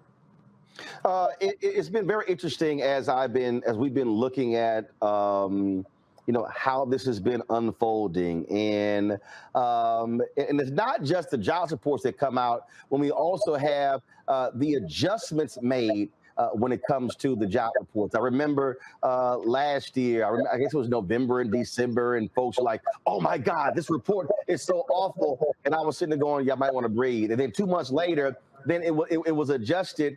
And so just share with people why it's important for some folks to pump the brakes on the initial numbers and understand that that's just, again, the initial. Things also change as you get more data. Absolutely. So I won't go even further than that. So at the Council of Economic Advisors, we say every month, we study every month and we think about every month and try to understand what's happening in any one month. We don't like to focus on 1 month for that reason, which is that these data are the initial read. There will be a revision to these data. For example, the Bureau of Labor Statistics has added up. They've looked back on January, February, and combined in those 2 months, they've said actually the economy added an additional 95,000 jobs in those 2 months. So the Bureau of Labor Statistics, they said when they briefed us yesterday that the response rate, they don't have all of their data in yet. They will have additional data that they will have in. They will revise upward or downward, but they will revise their estimate next month as well and the month after. In addition, these are estimates of the economy, and so they use techniques to try to understand what is happening that's usual or not unusual in any 1 month. And what you're referring to is that in January, they did a whole look back on how they benchmark and how they do adjustments for population because they had the new census. And they made some adjustments to their estimates going back over all of 2021 as well. So what we like to look at are trends, and what we can see in this labor market is that the trends have been solid.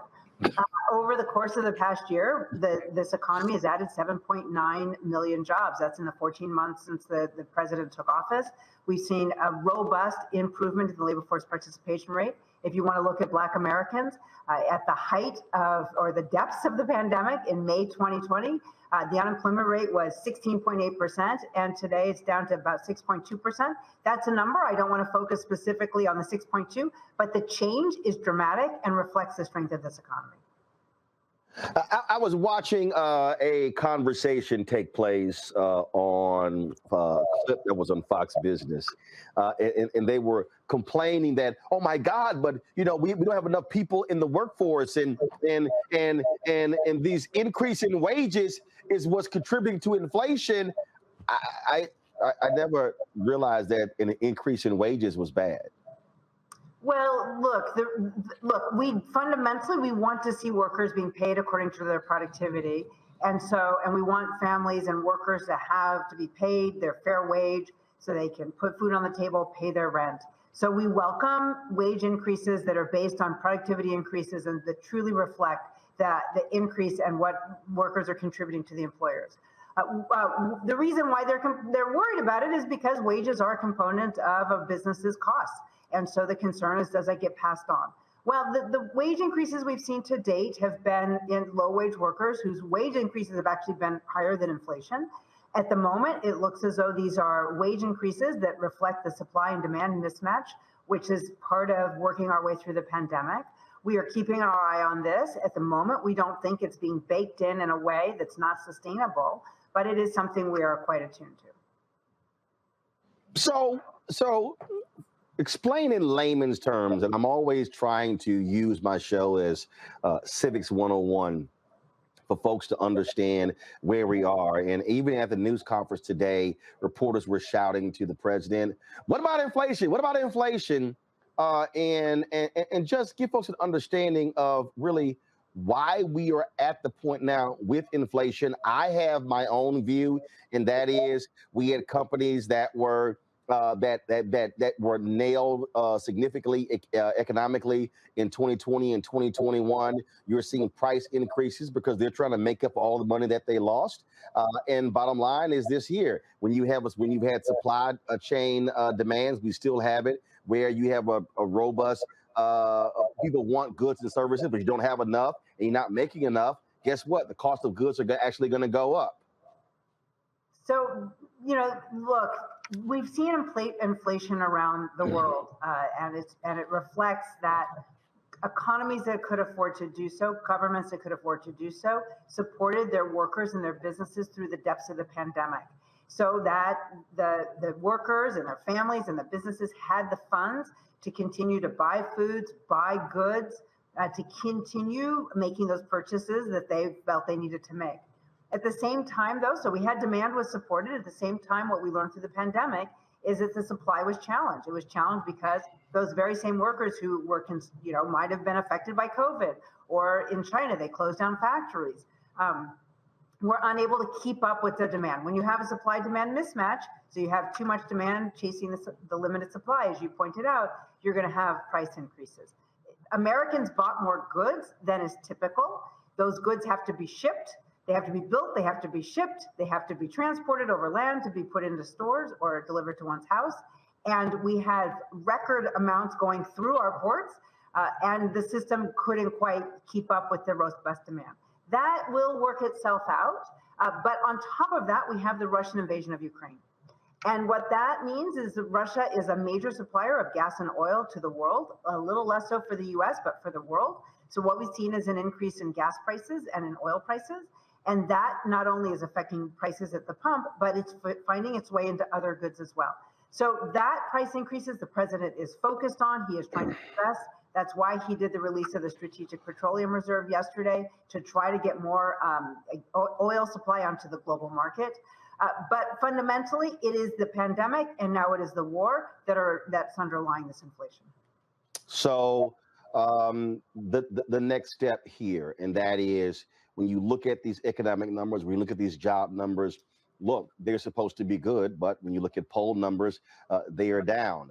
I know you're all about the numbers, but the messaging of what has happened with the economy is also important. So what is that conversation taking place in the White House, and how do you convey this to the American people, what's going on? Because what I'm seeing in numbers, in poll numbers, is completely different than when you look at what's actually happening with the economic numbers. You know, it's been a really hard 2 years, Roland, and the president gets it. He is so thrilled that Americans are back to work. We have an economy that's on the move, and that's been so important to him. We know we're not done yet. There's still work to be done. We're still about 93% of the jobs that we lost in the course of the pandemic have been regained. But there's still people who are out of the labor force who were working before. So we know that there is still work to be done, but he is thrilled that those who want to work are able to get a job. But he gets it. This has been hard, and inflation hits families in their pocketbooks. It's no fun when you go to the grocery store and the price of a gallon of milk or a pound of hamburger or the price of a gallon of gas at the pump is more than your one's used to paying, which is why he is focused on addressing the supply chains, trying to lower costs for families through his economic policies, and trying to address the prices at the pump. So, I think it's been a hard 2 years, but the good news is if we continue to manage this pandemic, we will get to the other side of it and resume our normal lives. All right, Dr. Cecilia Rouse, always good to see you. Thanks a bunch for breaking it all down for us. It's been a pleasure. Thank you. Just so y'all know, again, the top economic person is a sister. Dr. Cecilia Rouse is a brilliant sister. She also was one of the economic advisors on the President Barack Obama, but she is the chief economic advisor. All right, y'all, going to a quick break. We come back, we're going to talk about an important race in Georgia. My next guest is running for a statewide school superintendent. Y'all, I keep telling you, Congress, president, all that stuff is important, but who controls our schools is also important. You're watching Roland Martin Unfiltered on the Black Star Network. I'm Deborah Owens. On the next Get Wealthy, meet Dr. Stacey McCoy, whose American dream became a nightmare because of student loan debt. Whether you're paying $300 a month or eventually I got up to $1,700 a month. Wait a minute. Hold that for just a minute. You were paying $1,700 a month on your student loans? Yes, and I know other people who are paying more than that. Learn the one piece of advice that made all of it go away. Right here on Get Wealthy on Black Star Network.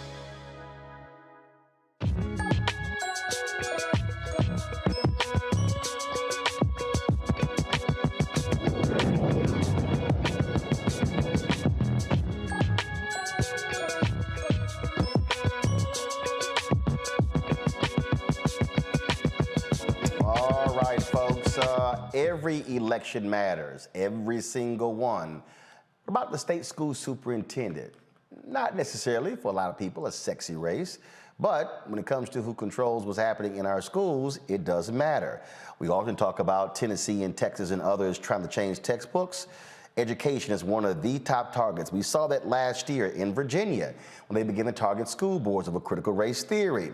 We can go on and on and on. In Georgia, 5 candidates, they're running to unseat the incumbent, Richard Woods, for state superintendent. Alicia Thomas-Searcy is one of them. She joins me now from Atlanta. Alicia, glad to have you here. You have been very much involved in education, working the charter school space and others. Just walk people through who have no idea what a state school superintendent does. Thank you for having me on, Roland. And thank you for saying, first and foremost, how important this race is. The state school superintendent is responsible for managing the State Department of Education and laying out all of the rules from the State Board of Education. And so, as you also may remember, I'm a former state legislator. I served in the Georgia House of Representatives for 12 years. And when I passed laws that were related to education, the Department of Education and the state board had to promulgate rules that then were pushed out to the schools to have to implement. So the state superintendent is one of the most critical roles in education because they are leading the state schools. They're helping to set policy. And even more important than that, when the policies and laws are passed, they're responsible for setting those rules and giving guidance to those school districts. And so obviously Georgia, red, somewhat purple state. This is going to be a huge election. Obviously, Senator Raphael Warnock trying to get reelected. You've got Republicans who are trying to rally behind Herschel Walker. You've got Stacey Abrams going to be running against whoever wins, likely Brian Kemp. There's going to be a lot of interest, and also those two could have significant coattails that could help you or one of the other candidates. Now, first off, there are 5 folks who are running. Is there a primary or is there an open run? Yes, there's a primary on May 24th for both parties. And of course, whoever wins the primary faces the other party in the general in November. So, are there any other African Americans who are running for state school superintendent? Yes, I am the only Black woman, however. Okay. All right, then. And so it's going to be, a lot of attention is going to be on Georgia, and we expect a massive turnout in the state. Yes, and you're right. When you talk about my Spelman sister, Stacey Abrams, my Morehouse brother, Raphael Warnock, they're going to lead the ticket, and I frankly think lead the state. But it's going to get a lot of interest. People care a lot about Georgia, and as we know, the balance of the U.S. Senate hangs with Georgia, right? So who wins this U.S. Senate election matters, and every other policy at the federal level matters based on who wins in Georgia. And so the stakes are extremely high. And Roland, I would argue that when it comes to education in the state of Georgia and frankly around the country, education ought to be right up there. Families around this country and obviously in Georgia are talking about what they want in our education system. And we still have fights here. Today, we had the legislature pass 3 bills. You talked about Virginia. There's a playbook happening in this country, and Republicans are playing it. And so they're trying to ban certain types of books, ban the type of conversations you can have about race in classrooms. The Parents' Bill of Rights, that if you actually read the bill, it sounds like it's going to be a big deal, but it's frankly just reinstating all of the rights that parents already have. But Republicans have figured out that if we engage parents, if we talk about how they need to be empowered and they need to have more decision-making in classrooms and what's being taught, then they get fired up. And so Republicans have learned that, and they're trying to turn them out. And the key is turning out our people and making sure that the right people get in office, because it's just too important right now when we think about the quality of education, or sometimes the lack thereof, in too many of our schools. Questions from my panelists. Let's see. I'll start with Matt. Well, good evening, and thank you for coming on and elucidating us as to what's going on in your campaign. And the question I had for you is, what do you find as the primary issue facing Georgia students now that when you get elected, you'll have to address day one? So I'm going to answer that in two ways. First and foremost, I think the biggest problem is how we politicized education. When we are dividing ourselves, who supports charters and who doesn't. Who's supposed to talk about CRT and who's not. At the end of the day, I sympathize with teachers, and I would argue that's probably one of the most critical issues. Teachers are burned out. They are tired. They need mental health support. We've asked teachers to do way too much in the last couple of years without any real resources. I think about the fact that teachers have had to teach virtually first without any real training. How it is that in 2022, we don't provide the teachers the support that they need to learn how to teach in an age of technology is beyond me. And so I actually had a town hall meeting last night with teachers across the state, and it was heart-wrenching to hear their frustration, their sadness, how disconnected they feel. They don't feel like we respect the profession anymore. And so if we don't get it right for teachers, if we don't pay attention to what they need, how are we expecting education to work in our state? Let's see here. Kelly. Sure. So in that same vein, what does the ideal educational system look like for you? And how do you plan on getting the state of Georgia to reflect that plan as closely as possible? That's always, the complex question that requires a complex answer. And let me say, as a former superintendent, so I served in the legislature 12 years, served as a superintendent for 3 years, and I can tell you what worked in the schools that I led. First and foremost, starting with having excellent school leaders. All of the adults that are standing in front of our children have to have high expectations for them. I don't care if you're in a charter school, a traditional, magnet, whatever it is, you have to have adults who have high expectations for kids. Time out for, well, they're poor, they have social issues, we can't teach them. No, we've got to make sure that those high expectations exist for all children. Secondly, we do have to acknowledge that kids are coming into our schools with some real challenges. And as much as we'd like to just let them come in and shut the doors and say, forget what's happening out there, that's not the reality that we face.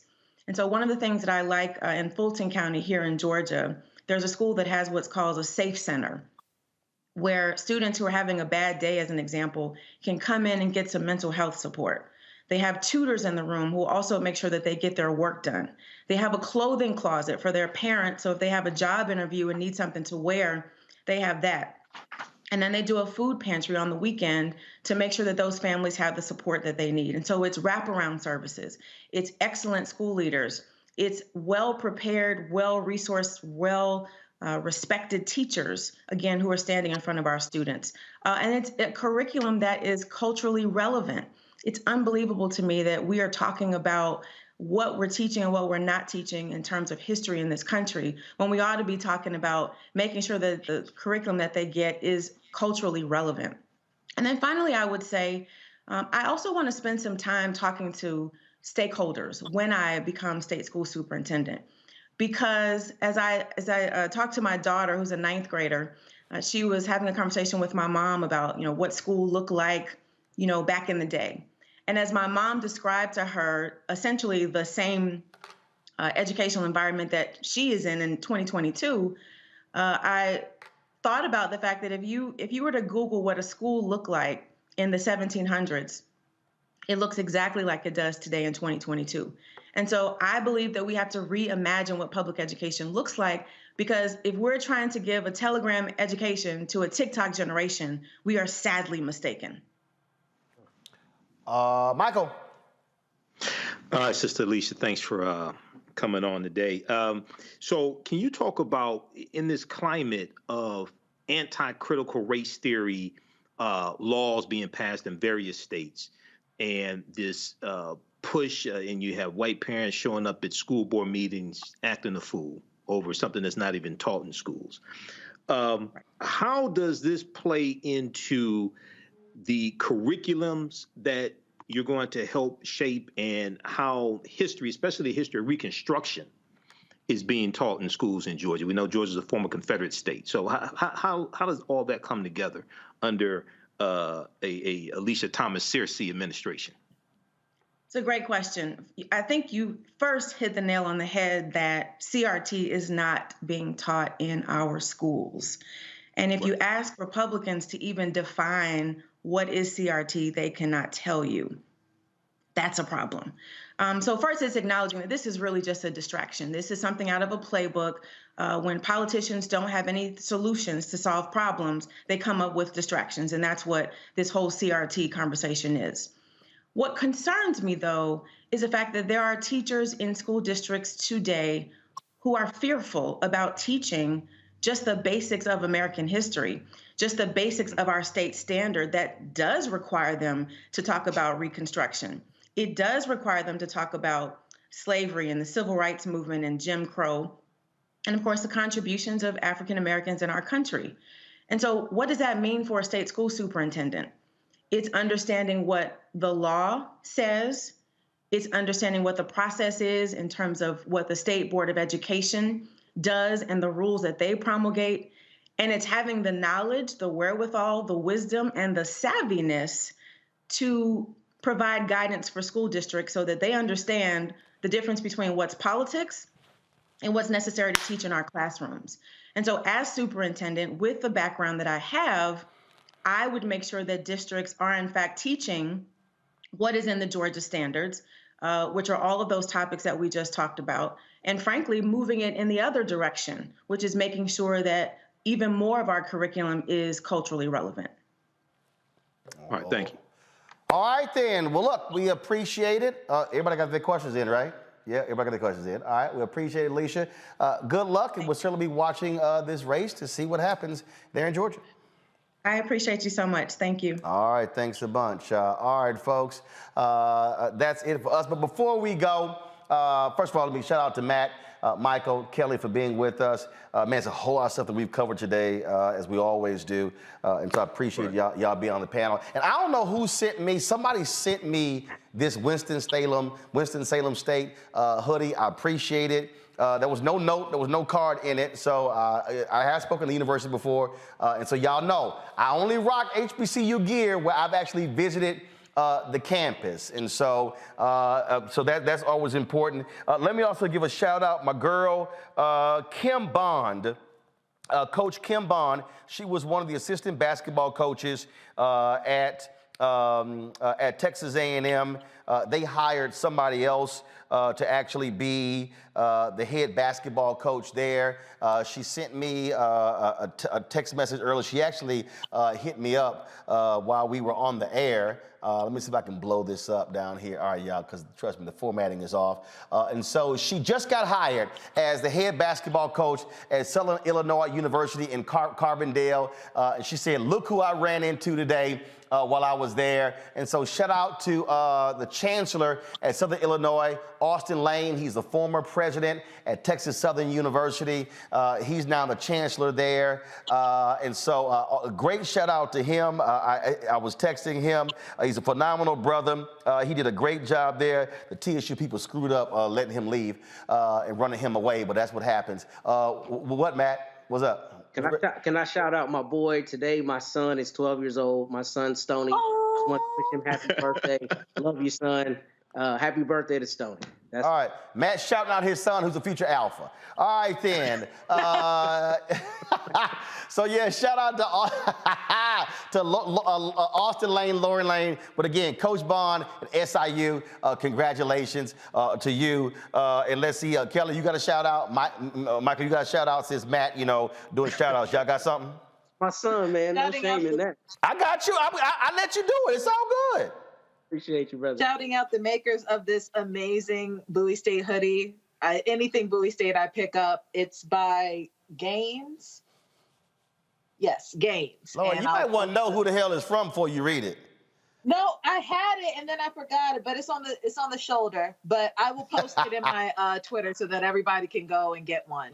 Because they are already sold out. So when the next thing drops, y'all need to get yours. All right, Michael, go ahead with your shout out. Come on, you got something. I want to shout out you, Roland Martin, and the Bring the Funk fan club for funding Black-owned media and the stories that you've covered this week, especially with Black news channel going bankrupt and being off the air. You're covering stories that mainstream media is not covering. So I want to give a shout out to you and the Bring the Funk fan club that is financing this as well. Yes, indeed, indeed. So absolutely. So we appreciate that.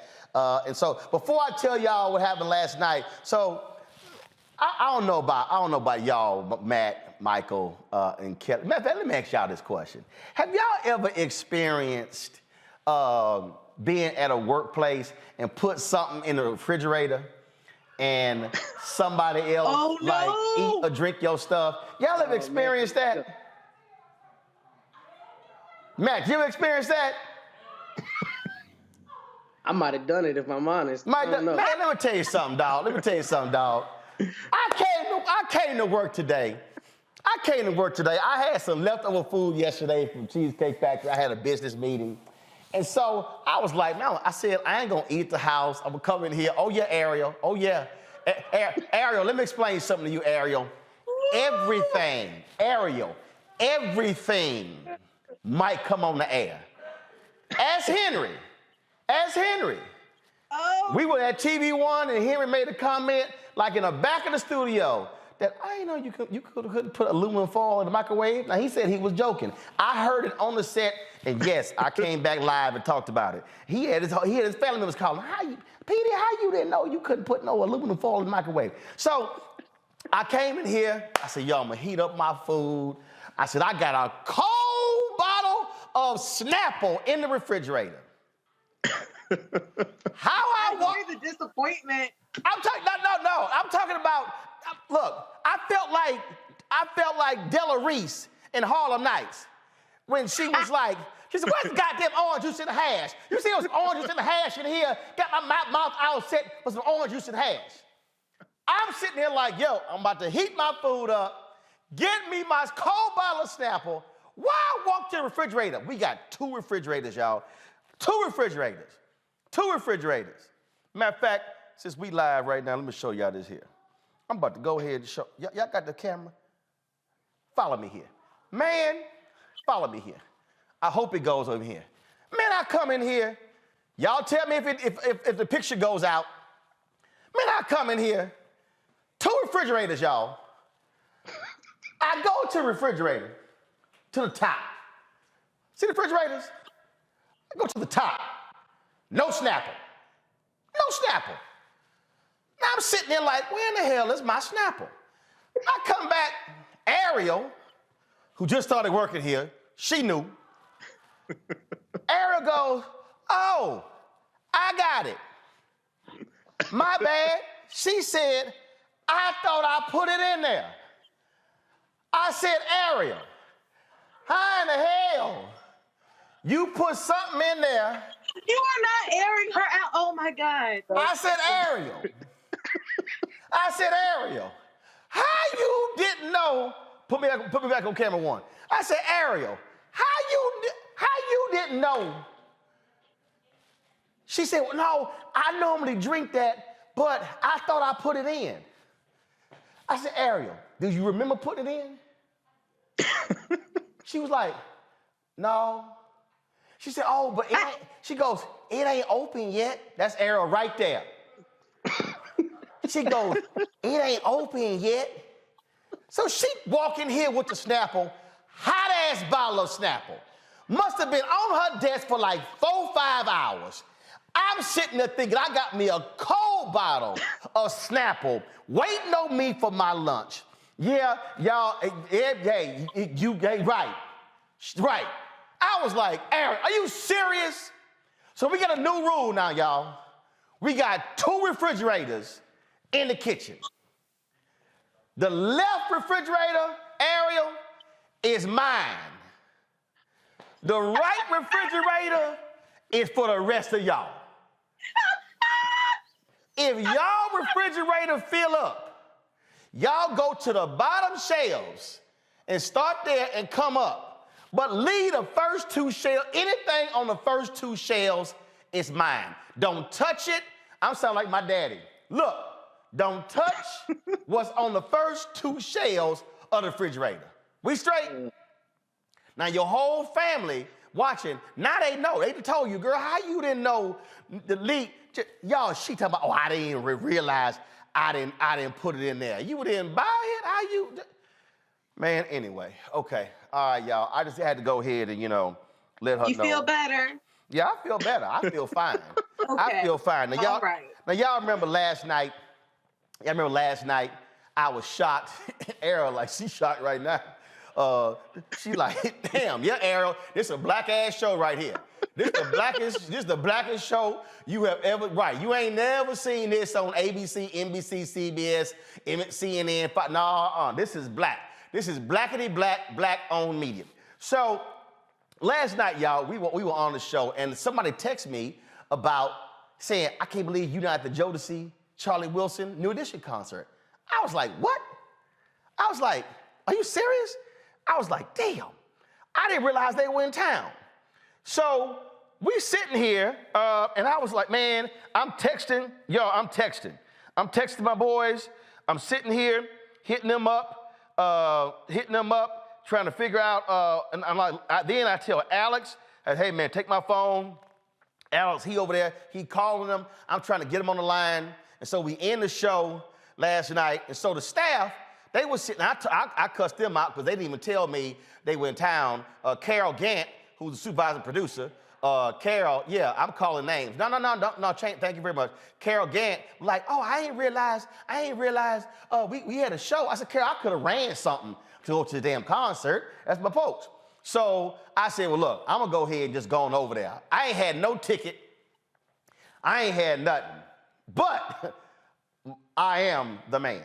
So I just rolled up in there, told them, I said, look, I'm here to see my boys, just take me backstage. And yes, so to all of the security people at Capitol, what's that called, Capital One Arena? All y'all black, all y'all watch Roland Martin Unfiltered. So they walked me to backstage, I saw my boys, and so I sent the staff the photo y'all just saw right there, me right outside Uncle Charlie's dressing room. And so I got to see them. I got to see my boys, New Edition. We got a chance to talk. Johnny Wilson, Johnny Gill. I hollered at Serena Williams, their sister Isha Pierce last night with Price, with a great conversation as well. And so it was good to see everybody. It was all good. And so since Carol didn't tell nobody nothing, I'm gonna go ahead and do this, y'all. I'm gonna go ahead and just, and look, they couldn't go. They couldn't go with me.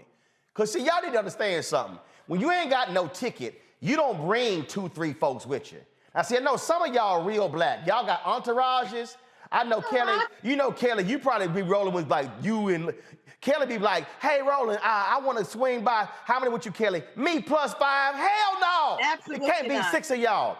Black women known for that. Y'all be talking about me +5. No. Absolutely not. No, So I just told him, I said, look, can't nobody roll, but I got to guarantee one gonna get in, that's me. So I got in. So Carol says, you love New Edition. Carol says she grew up in a Pentecostal house, and her mom and dad didn't let her listen to nothing but New Edition. It was New Edition, James Cleveland, and Shirley Caesar.